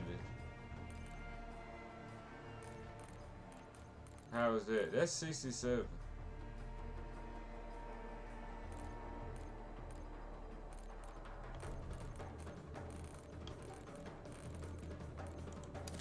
I'll try that. I'll do one more. I'll try that. But I think it's gonna be shit though. I put on recommended.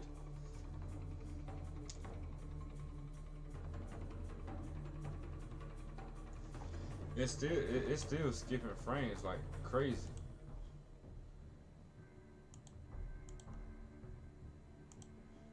Like bad.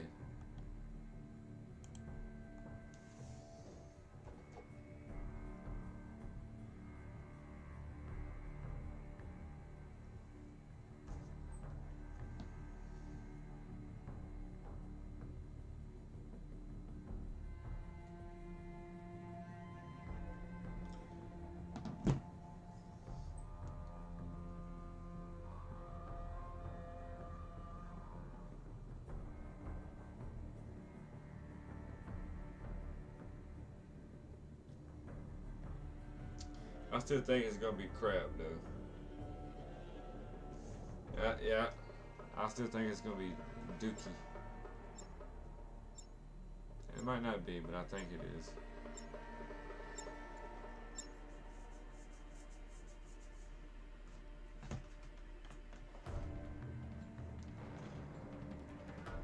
Let's see if it look any better.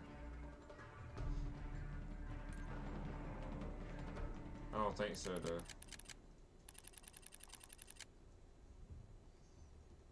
If it could look like that, yeah, that'd be fine. But it ain't. Once you start playing, it ain't gonna look like that. And the stream is lagging again. Latency 7. What the crap, bro? Ruck up. You're headed to the war zone. Yeah, see? Yeah. Even the audio is fucked up.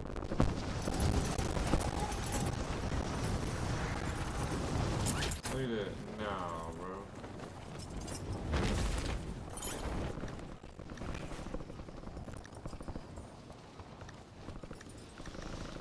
Nah, what the fuck is this?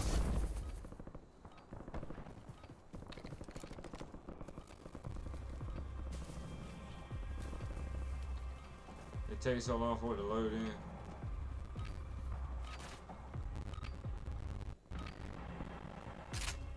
Prep time's over. Now you deploy to the war zone. If I had to play that, like that, it would never happen.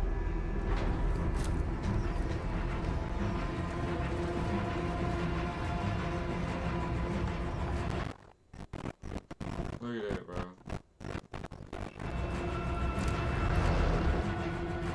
Not even gonna do it. No. Not on this. Well, I'm gonna get off, bro. I'll just continue to stream on the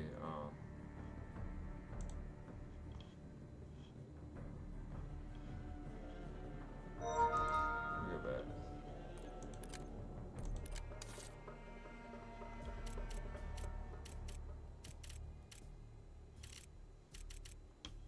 How'd I even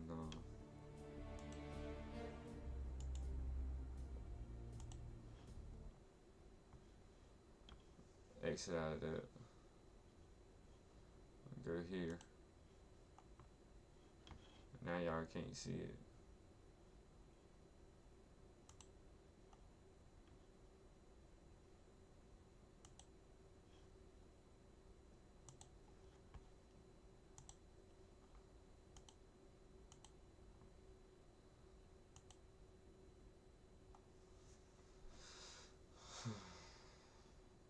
It's lagging that bad, and I have download and upload speed of this right here, bro. It's lagging that bad. 342 download and 370 upload, and that's megabytes per second. Test it again. And I have fiber. I have fiber optic cable.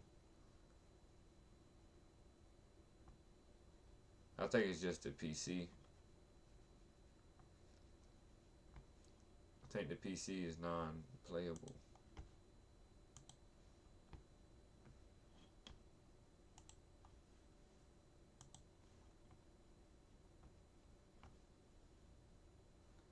That sucks.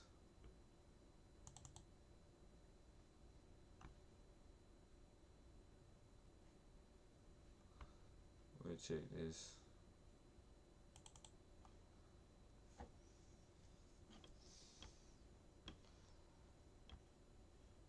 Preparing to install.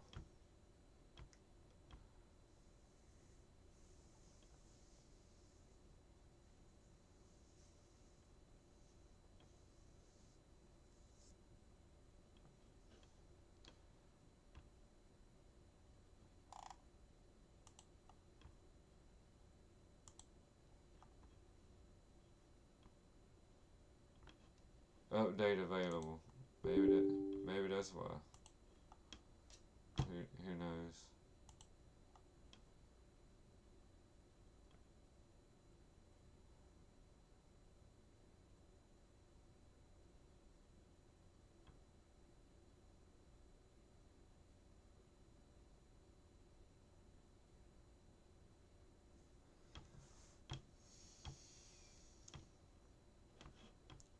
It's still skipping frames. I'm not even playing the game.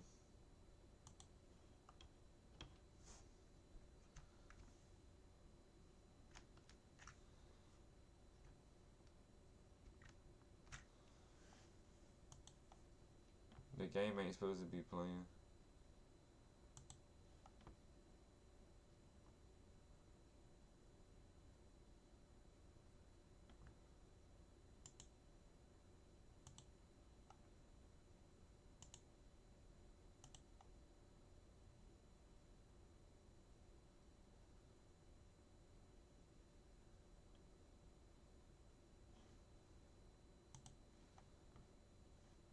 It ain't gonna install.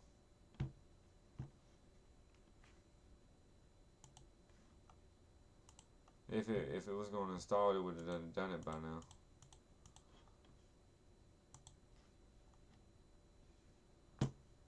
Oh, there we go.